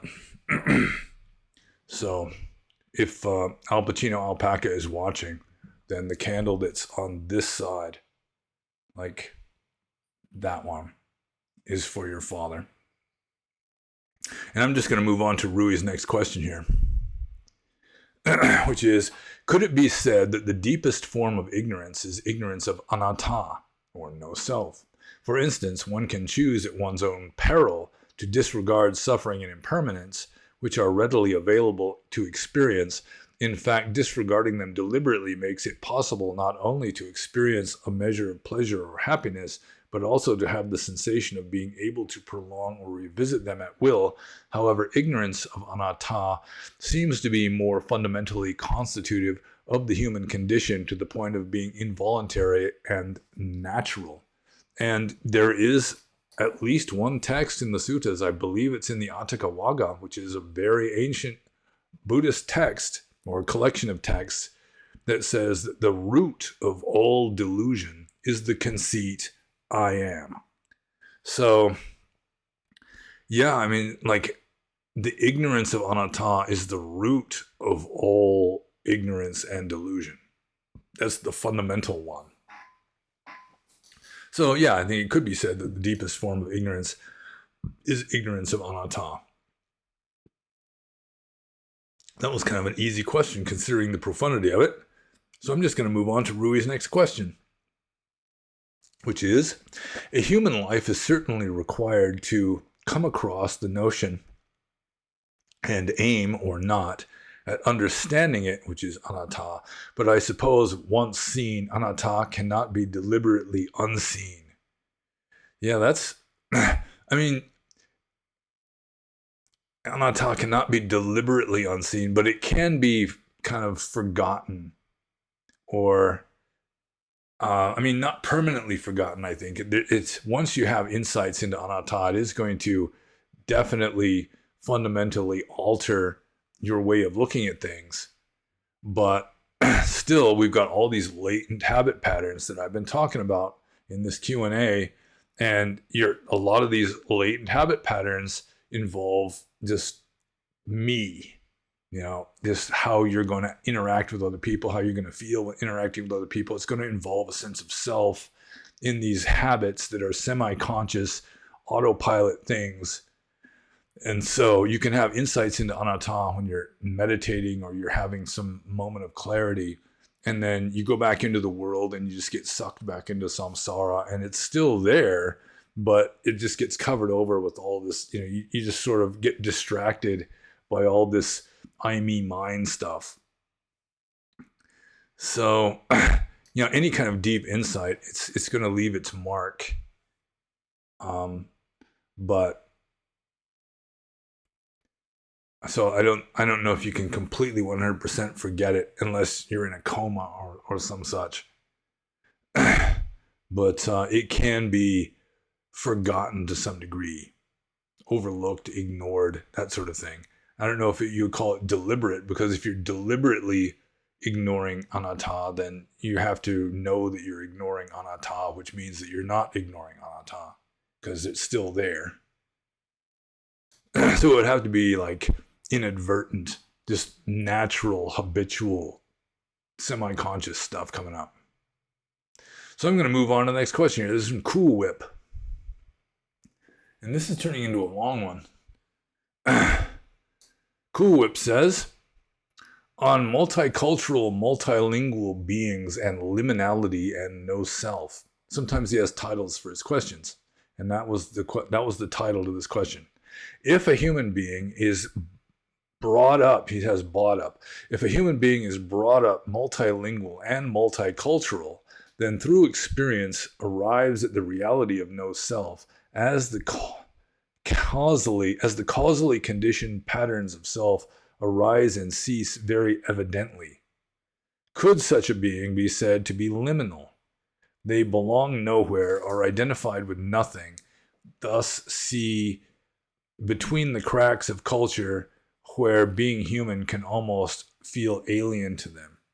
I don't entirely 100% follow the trend of this question. I mean, the human being who is brought up multilingual and multicultural, yeah, I understand that part. And then through experience arrives at the reality of no self. I mean, it's not just because they're multilingual and multicultural. They would have to have some kind of practice and insight or investigation into Dhamma in addition to simply being multilingual and multicultural. Because there's a lot of multilingual, multicultural people who are just complete normies who are just wallowing in samsara. So as the causally conditioned patterns of self arise and cease very evidently, could such a being be said to be liminal? Well, any being who's enlightened and anyone who's like fully realized anatta is going to be enlightened, because that is the root of all delusion, according to the text, like I already mentioned just recently. And so if you've eradicated the root of all delusion, you're not delusional anymore. And that would be liminal, I'm pretty sure. You'd be wide open. There'd be all kinds of weird coincidences flowing through you. I think a lot of like the psychic powers or what are vulgarly called miracles that happen around genuine holy men isn't because they've got like these psychic powers that they're deliberately doing these things. It's just that they're so wide open that there's all these possibilities that are possible with them that aren't possible with other people who are more locked into a more rigid and limiting mental system. So being multilingual and multicultural can help. I mean, it helped me. It's definitely helped me to live in Burma for approximately 24 years. And because you can see, it's like human nature is pretty much the same everywhere, pretty much. But certain like basic assumptions, they radically differ from one culture to another.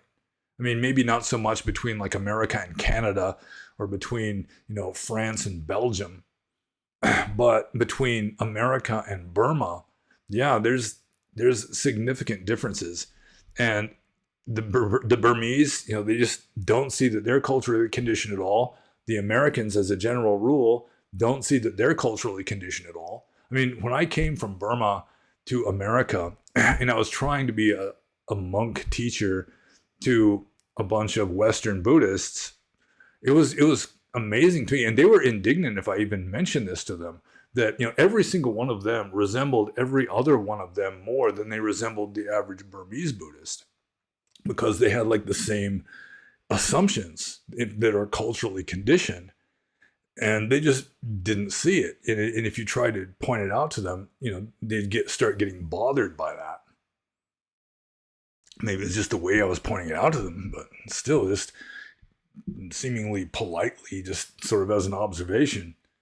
And it was like offensive to them, or to some of them. I won't say to all of them, because it was like I was making generalizations.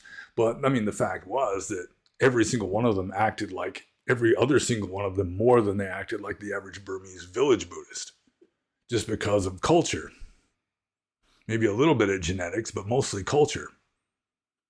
So I don't know where I was going with that. Let's see. Oh yeah, being multilingual and multicultural, especially if they're very different languages and very different cultures, and not just, Spanish and Portuguese or something like that, Norwegian and Swedish,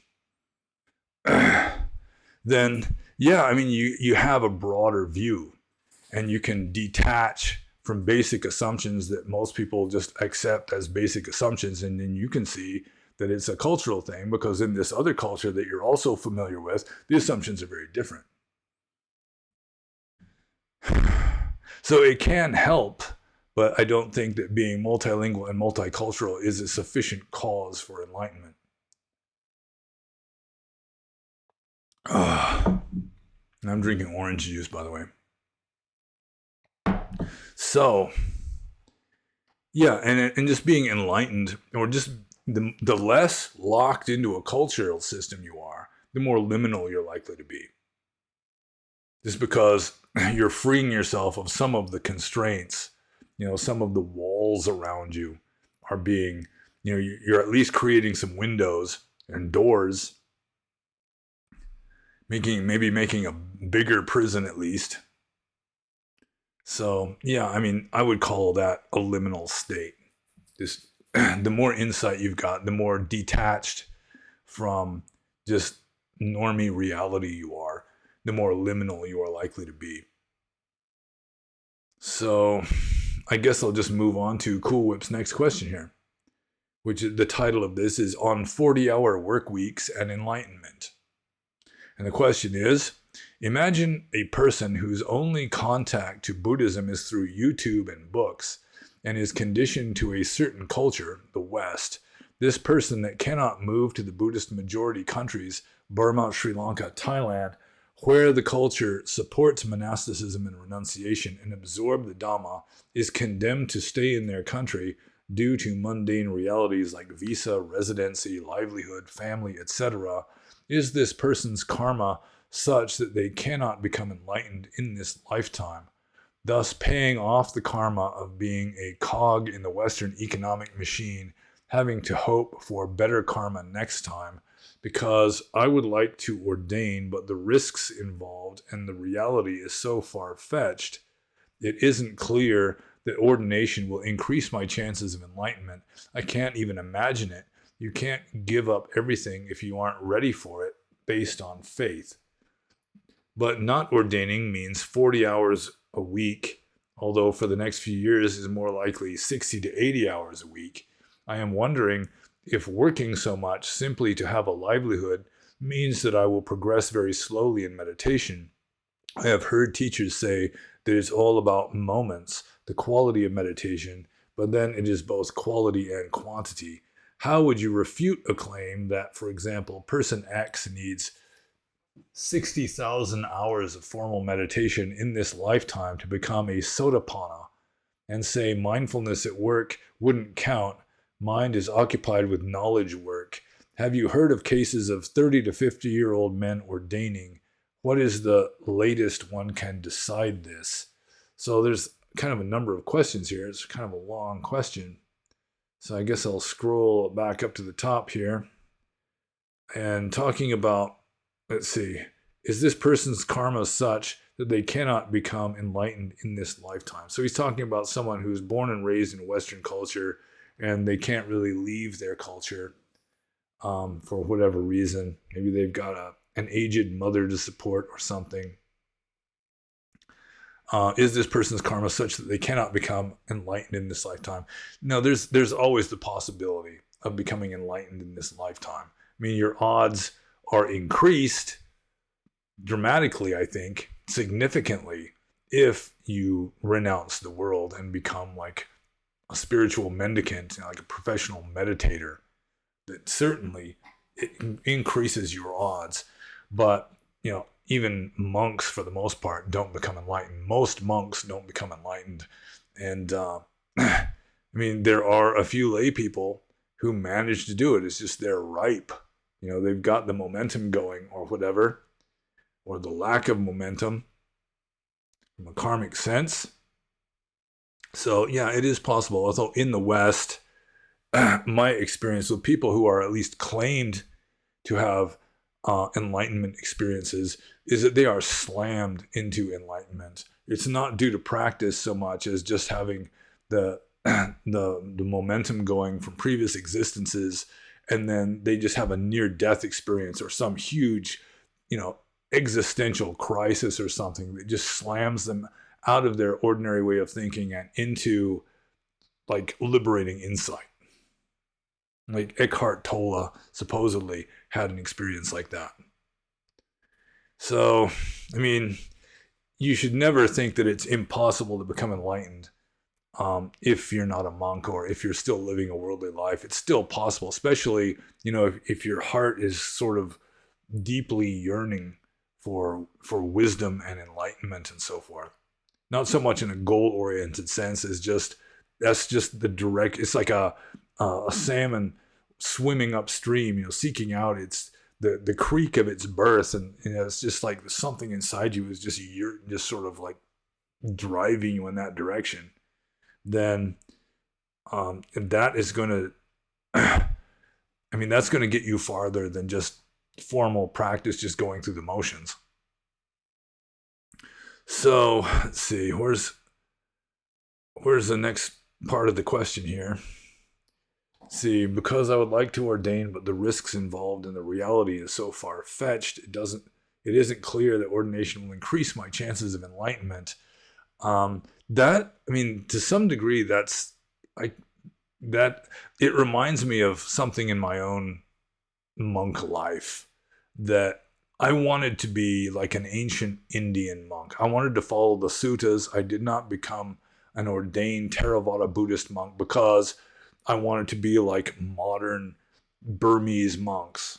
I wasn't becoming a monk just to follow along with Burmese culture. I wanted to follow along with like the Sutta Nipata, these tough ancient monks that were just hard as wood. They were just hardcore ascetics. And I just wanted to be like that, and I wanted to be like an ancient Indian monk, not a modern Southeast Asian monk.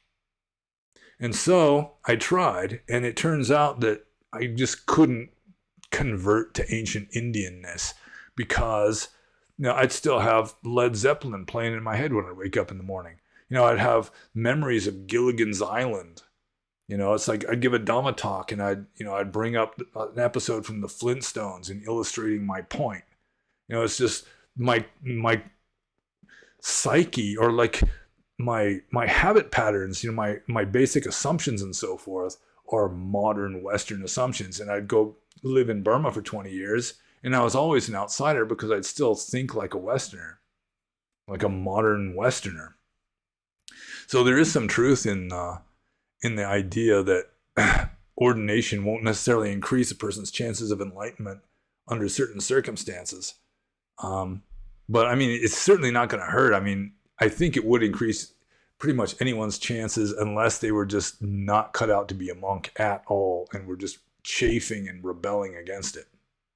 It's just like happens in Burma a lot. It's like some kid just gets sent to the monastery. He just wants to be a kid. He just wants to be a normal kid. Nope, his family has decided he's going to be a monk, and he does not have a spiritual calling.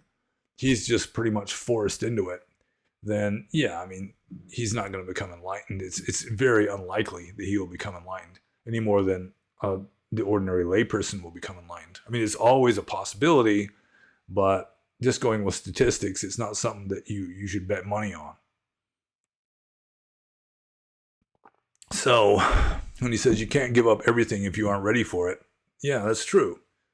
I mean, you have to be ready for it in order to do it. I mean, you really have to be serious about renouncing the world and dedicating your life to the cultivation of wisdom.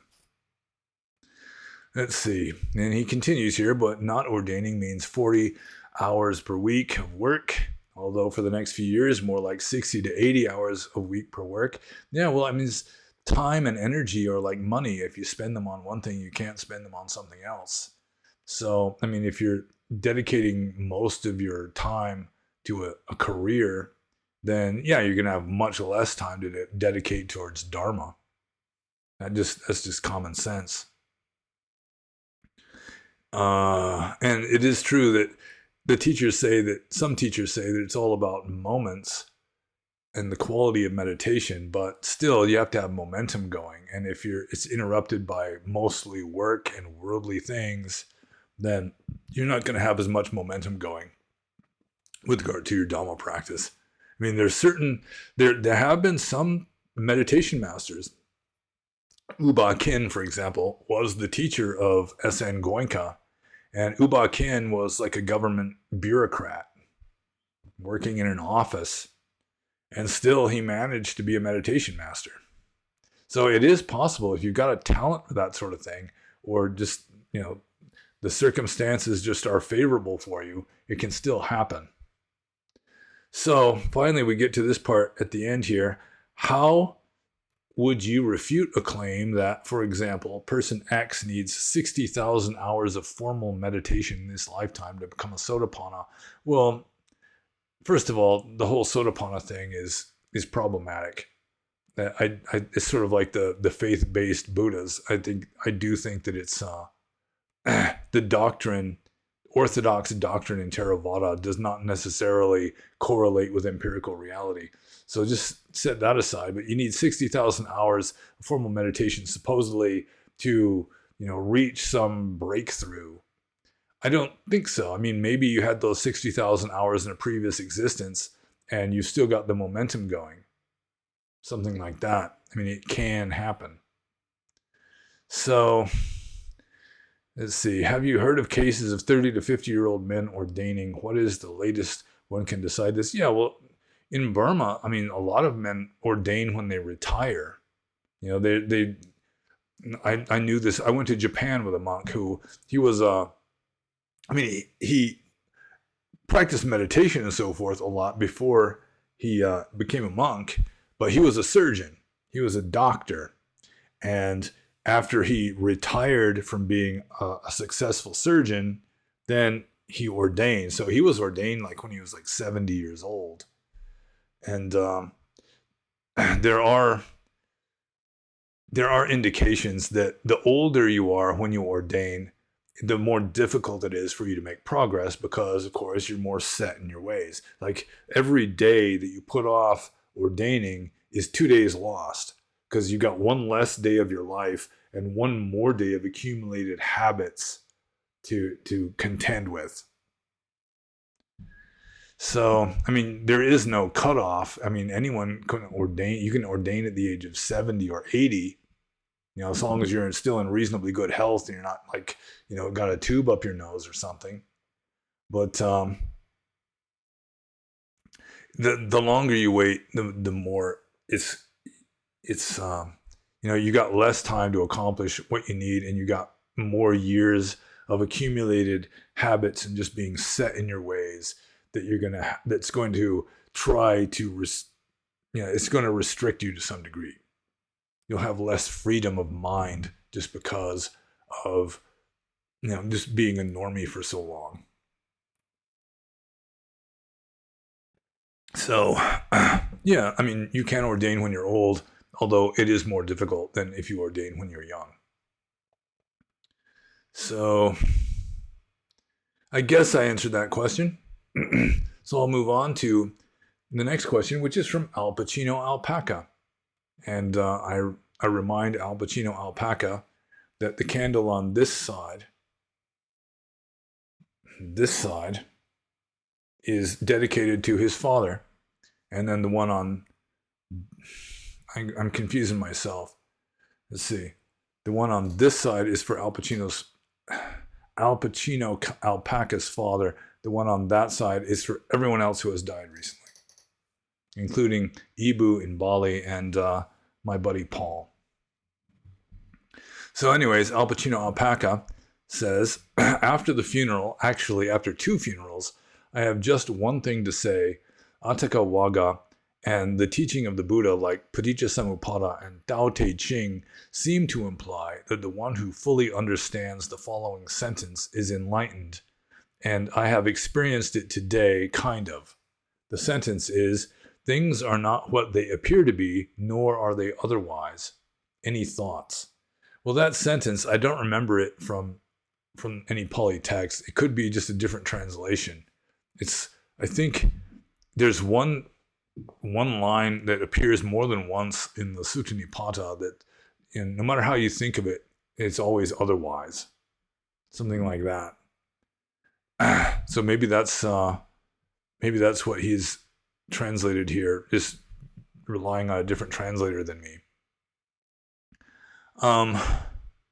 Yeah, I mean, if you fully understand that sentence, I mean, it would certainly be some kind of insight. I don't know if you'd be fully enlightened. Maybe just to fully, completely understand anything, you'd have to be fully enlightened, because otherwise you're just semi-conscious and only experiencing something partially.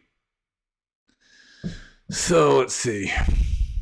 This is another kind of difficult question because it's hard to find the nucleus of the question.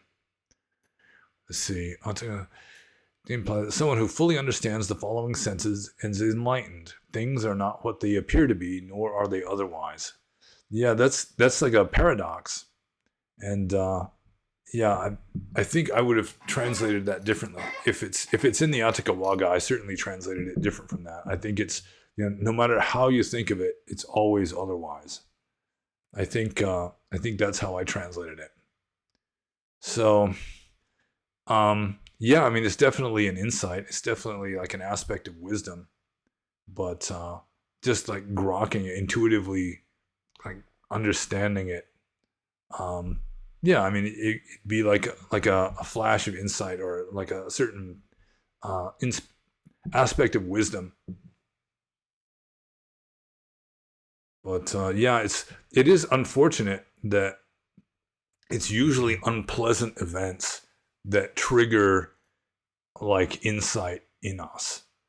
That when things are going well, you generally don't want to change, but it's only when things get so bad that they become pretty much unbearable, that's when you change.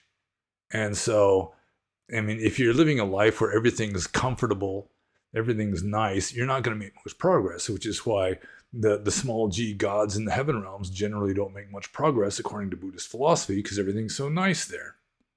So that's one reason why a human life is considered to be optimal for making progress in Dhamma, in that we have enough wisdom that we can contemplate Dhamma, we can practice Dhamma, but also we've got enough shit going on that we're getting kicked in the ass all the time. That's just pushing us forward to improve the situation, to try to liberate ourselves from a bad situation.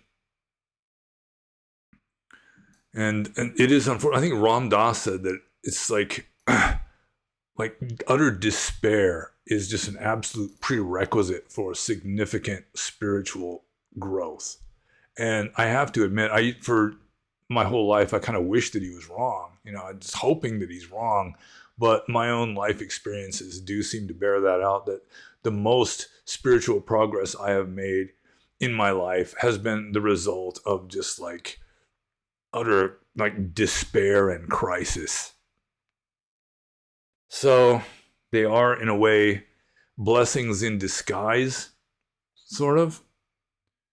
I think Ramana Maharshi once gently admonished one of his disciples who said that he prays every day and thanks God for all the good things. And Ramana Maharshi told him, well, you should be thanking God for the bad things too, because the bad things are the ones that loosen your attachment to samsara. So I think I'm just going to move on to the next question here. This is from Raphael. And Raphael says, what are your thoughts on Benatar's asymmetry argument? And he's not referring to Pat Benatar. He's referring to a different Benatar, some guy whose last name is Benatar, who has an asymmetry argument. And the argument is that existence in this world is grotesquely or just very asymmetrical with regard to suffering. It's more unpleasant than pleasant. It's more bad than good. And I think Orthodox Theravada would agree with that, but I just don't see it that way. But anyways, Benatar he makes the argument that just existing in this world is more bad than good, and then he uses that as a moral argument against having children. And in a way, Buddhism, like Orthodox Theravada, can have a similar argument that first noble truth, to exist is to suffer. So by having children, you are essentially condemning them to a life of suffering. But I just cannot agree with Benatar's asymmetry, in that I do not think that life is more bad than good. I mean, it has to balance out in the long run. All the negatives and positives have to balance out on the grand scheme of things, and also in any closed system, which would include a human mind, that it has to balance out. All the positives and negatives have to balance out to the same zero, so that everything can add up to zero on the grand scheme of things. I used to semi-joke, that's how God created the universe out of nothing, by having all the positives and negatives balance out to zero. So it all adds up to nothing still. So that's one of my fundamental assumptions in life, is that all the positives and the negatives have to balance out in the long run, so that life is not predominantly bad. It's just an even mix of good and bad that is very distracting and keeps us from becoming fully awake. That it's like a roller coaster ride, which can be very distracting. So monks try to avoid good and bad. An advanced practitioner isn't trying to follow the path of good. I mean, good is for lay people. An advanced monk is just leaving behind good and bad. He's leaving behind the whole dualistic polarity. So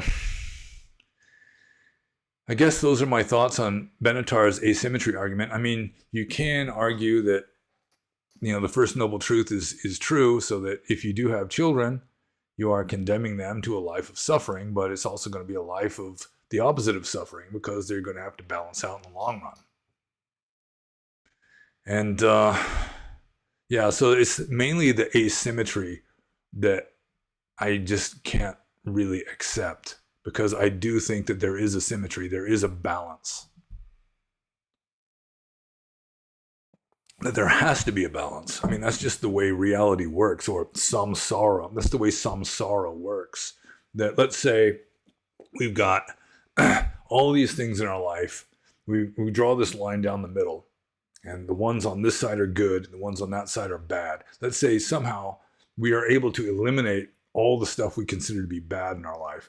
All that's going to happen is that dividing line is just going to shift to the side, and the lower half of what we used to call good is now just going to become bad. Because that's how good and bad work. That's how duality works, is just these, counterbalance of opposites. And there has to be a balance. And some people can argue against that in the comments if they like, and I'll have to give a more detailed explanation of it, I guess. But yeah, in a way, Benatar's asymmetry argument is more or less in agreement with this old-fashioned, traditional, like dogmatic Theravada Buddhism. And the First Noble Truth does say that to exist is to suffer, but it's not... I really can't accept that, it's just all suffering, that even happiness is just suffering. That's all it is. It's all just various forms of suffering. That, there are texts that say that even happiness is suffering just because it's impermanent. You can't rely on it. But, you could just twist the whole thing around and say that even suffering is happiness because it's impermanent. You can't totally rely on misery either.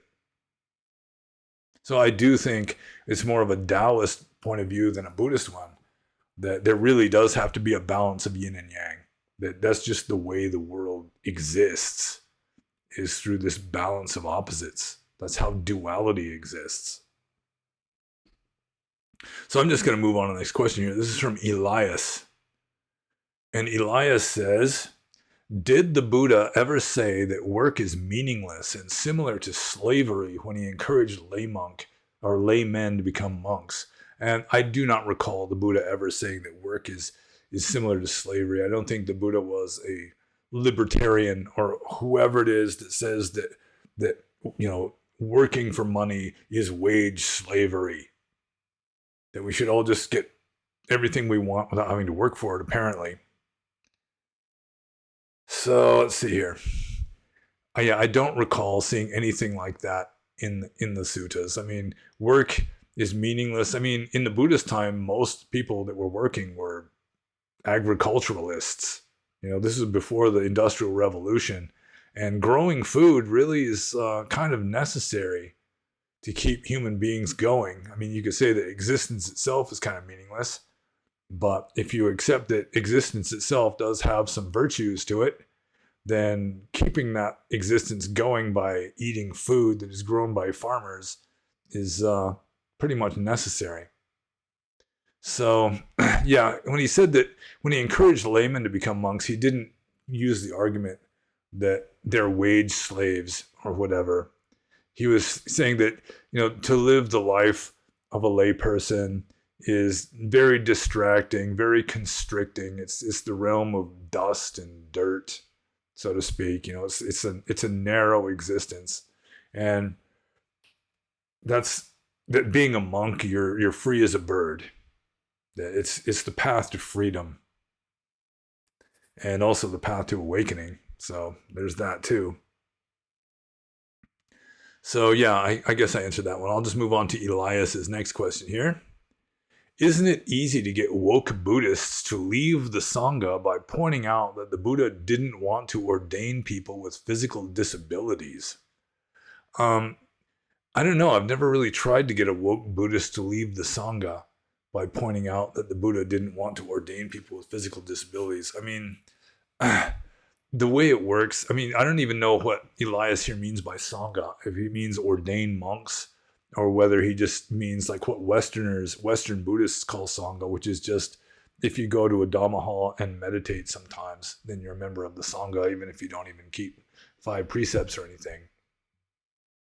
I'm not sure which definition of Sangha Elias is going with here. But, I mean, if you tell a woke Buddhist that the Buddha didn't want to ordain people with physical disabilities, I mean, it'll just make them feel uncomfortable. They won't like it much. They'll kind of think you're a dick for saying it or something. They might consider you to be ableist or a fascist or even. But, yeah, I mean, there's lots of things you could say that woke Buddhists won't like, but it won't stop them from being woke Buddhists, because a woke Buddhist, almost by definition, is a Westerner who has changed Buddhism to fit cultural Marxism or neo-Marxism or just leftist progressivism. The leftist progressivism comes first, and then Buddhism is kind of modified so that it can fit into that somehow. So it's not really a very genuine form of Buddhism. And I'm in my email, I'm continually getting these academic papers about queer Buddhism and non-binary Buddhism and so forth, which is, I mean, it's just essentially propaganda. So you could say the Buddha didn't want to ordain women. That might bother them even more. That might result in a heated debate, because they'll just say, well, the Buddha was enlightened, so he wouldn't say anything like that. The Buddha was enlightened, so of course he would be politically correct. He'd be progressive. I mean, that's just the assumption made by a lot of these Western, like, progressive Buddhists, is that anything in the text that doesn't agree with their leftist ideology is just fake. I mean, the Buddha couldn't have said that if the Buddha was wise, because of course the Buddha would be a woke leftist too. That's just enlightenment. So, yeah, I've never heard about whether it's easy or difficult or anything to get woke Buddhists to leave the Sangha by doing anything, really. I've never really come across that in my travels. Because, I mean, really, woke Buddhists or leftist progressive Westerners who claim to be Buddhists, they practice some Buddhist meditation, so forth. I mean, in a way, they really don't care what the Buddha really taught. I mean, they're just going to change Buddhism to suit their ideology, and they'll just come up with rationalizations for that. So I guess I answered that question. I'll just move on to the next question here, which is also from Elias. Is there a canonical commentary work on the Vinaya Pitaka in Theravada? And yes, there is. It's called the Sutta Vibhanga, and it is embedded into the Patimokkha. So when you look at the Bhikkhu Patimokkha or the Bhikkhuni Patimokkha in the Vinaya texts, then there's going to be a commentary just right in there with the rule. First, you're going to have the rule. Then there's going to be like an origin story. There's going to be like a word by word definition. At least all the keywords will be defined. There's going to be like exceptions to the rules. It's definitely a commentary. It's like it's later than the Patimokkha itself, later than the rules themselves. And it's just like embedded right into the text. It's called the Sutta Vibhanga. So, yeah, it's the Patimokkha rules are one of the few like ancient Pali texts that have canonical commentary. And another group of texts that have a canonical commentary is the Atthaka Vagga of the Sutta Nipata, the Parayana Vagga of the Sutta Nipata, and also the Kaggavisana Sutta, or the discourse on the rhinoceros horn. That those are so old and were considered so important at the time that their commentary became just included into the Tipitaka. It's relatively rare. It's not the case with most texts, but there are a few that have canonical commentaries, and the Patimokkha rules are. But Vinaya in general, no, it's just the Patimokkha rules. Maybe there might be a few other parts, but most of Vinaya does not have a canonical commentary, but the Patimokkha rules do. So I'll just move on to the next question. This is from White Ash Piper. And White Ash Piper says, do you seek joy or simply embrace it when it comes? Which is kind of a subtle question. That's something I've never really considered. I sometimes, for example, if I eat food, I prefer to eat food that I like than food that I don't like. So in a way, I don't know if you call that seeking joy, but it's at least like preferring pleasure to pain. Like I try to please my sweetheart, So, her joy is important to me. I'm happy when she is joyful. So, in a way, it's like your duty if you're in a relationship to please your significant other. So, but many years of like being an ascetic have kind of made me callous to certain kinds of pleasure or joy. Like I come home from work, my sweetheart saying, why don't you get out of your work clothes and put on something comfy? And it's like, I don't care. It's like, I don't really care about wearing soft, comfortable clothes most of the time. It's just, I'm comfortable enough just wearing my work clothes. So usually I don't go to the effort of changing clothes when I get home. But, yeah, it's kind of a subtle question. It's weird. It may be that it's sort of a subliminal kind of thing where you have to question your own motives in order to answer the question. You have to psychoanalyze yourself in order to answer a question like this. But I assume that sometimes I do seek happiness. Obviously I'll be steering a course that is avoiding misery at any rate. I prefer happiness to misery, although like I was already mentioning, it all has to balance out in the long run. So there's certain things like gout in my foot, for example. If it's twingy and sore, usually I just let it be. It's like, well, I'm going to have some kind of dukkha in my life to balance out the good things. Because I do have a lot of good things in my life. I am a fortunate person, relatively speaking. So, something bad like that happens. So long as I can still walk on my foot. If it's so bad that I'm just limping around and I got to work that day, then I'll take some kind of anti-inflammatory medicine. But a lot of the time, if there's just like a minor pain or discomfort or something, it's just like part of my nature to accept that. It's like, so what? Big deal. But I guess in some cases I do seek joy. So yeah, I'd have to like psychoanalyze myself maybe for several months before I really can answer this question in an adequate way. But yeah, I think there's a mixture of both. I think it's a combination of seeking joy sometimes, or at least seeking pleasure sometimes, preferring pleasure to pain, and then just like accepting the pleasure or the joy when it comes. Because joy, seeking joy, it doesn't make a lot of sense to me, putting it in that way. Because, joy comes from inside you. It's not something that you're looking for out there.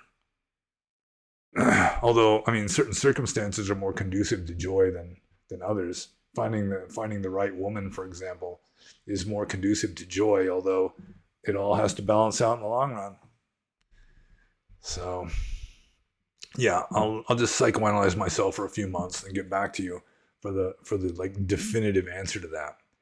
And finally, after 2 hours and 23 minutes, we get to the last question. This was just right under the wire. He asked this just a matter of minutes before I got the questions all together. In fact, I had already gotten the list, and this one had to get added later. This is from Austin. And Austin says, concerning the double slit experiment, it has been rationalized that a conscious observer must exist for reality to exist. Taking this a step further to a cosmic level, must a demiurge exist for the universe to exist? That's kind of an interesting question, isn't it? So, he's referring to like the theory in modern like quantum physics that there has to be a conscious observer to determine the position and like what would be momentum of a particle. You know, it's like you've got a subatomic particle. Let's say it's an electron, and it goes from point A to point B, but it doesn't go just by one route. It goes by every possible route, and it's a perceiving mind that causes that cloud of possibilities to collapse down into one distinct route. And all the other possibilities are still just as real. It's just that we have focused in on this one version of reality that has the particle going along, you know, this certain route.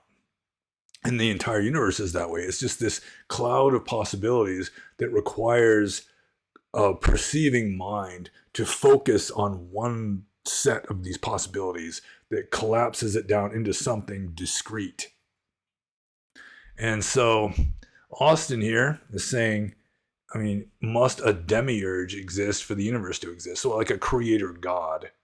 And there have been some people like Bishop Berkeley, I mentioned already, who really thought that, you know, God is the one who is perceiving the whole universe. Even if no one else is looking at that rock that's lying in that empty field, God is always looking at that rock, which is giving it existence. Because to exist is to be perceived. Esse percipi, according to George Berkeley. So, I mean, I've never really looked at it that way. I mean, it is possible. Presumably, there have been like small g gods that have existed since before this cosmos evolved. You know, according to Buddhist cosmology, there are small g gods who have just astronomically long lifetimes, you know, billions and billions of years, that they will live longer than a cosmos, you know, like an astronomical universe will live. And so, you know, they'll be around when the new universe is around, so they can be observing stuff and causing the state vector to collapse into one discrete set of possibilities. So that's possible. I don't think that the universe even works this way. You know, it's not like the universe. I mean, it's like even a dog is like a demiurge to a certain extent. You know, they're dreaming, they're lying there on the dog bed, you know, making little, you know, they're kind of like jerking and making little whimpering noises and stuff. You know, they're dreaming, they're creating this little world in their sleep that's, you know, peculiar to them. They're like the demiurge of this little world. And I mean, that happens at a much larger scale for more advanced beings, you know, more conscious beings. But I mean, there's just like a, you know, like functionally like an infinite number of demiurges. And yeah, I mean, that's the way I would see it. It's just that there's like this might as well say it's just this infinite number of demiurges. And the ones that are all agreeing on this version of reality are in this version of reality. And those that are agreeing on some other version of reality are in some other version of reality. So, yeah, there is no creator God in Buddhism. But still, in a sense, we're all creator gods because it's our karma that is like collapsing our own particular state vector and landing us in whatever version of reality we need to be in for our karma to reach fruition and just seek its own equilibrium. So that's the way I see it anyhow. And that was the last question. And so if you got any questions, you know the drill. Just ask them in the comments below, or if you have access to the Discord server, you can ask them there. If you're one of the few and rare people who ask them on the Subscribe Star channel, you can ask them there. And like and subscribe. I probably am still not allowed to put my URL links below the YouTube video, but you can find them on Rumble and BitChute, or on my old videos from before I was smitten by the powers that be at YouTube for answering a forbidden question on a previous Q&A. So, and with all of that, I will just conclude with the standard, be happy.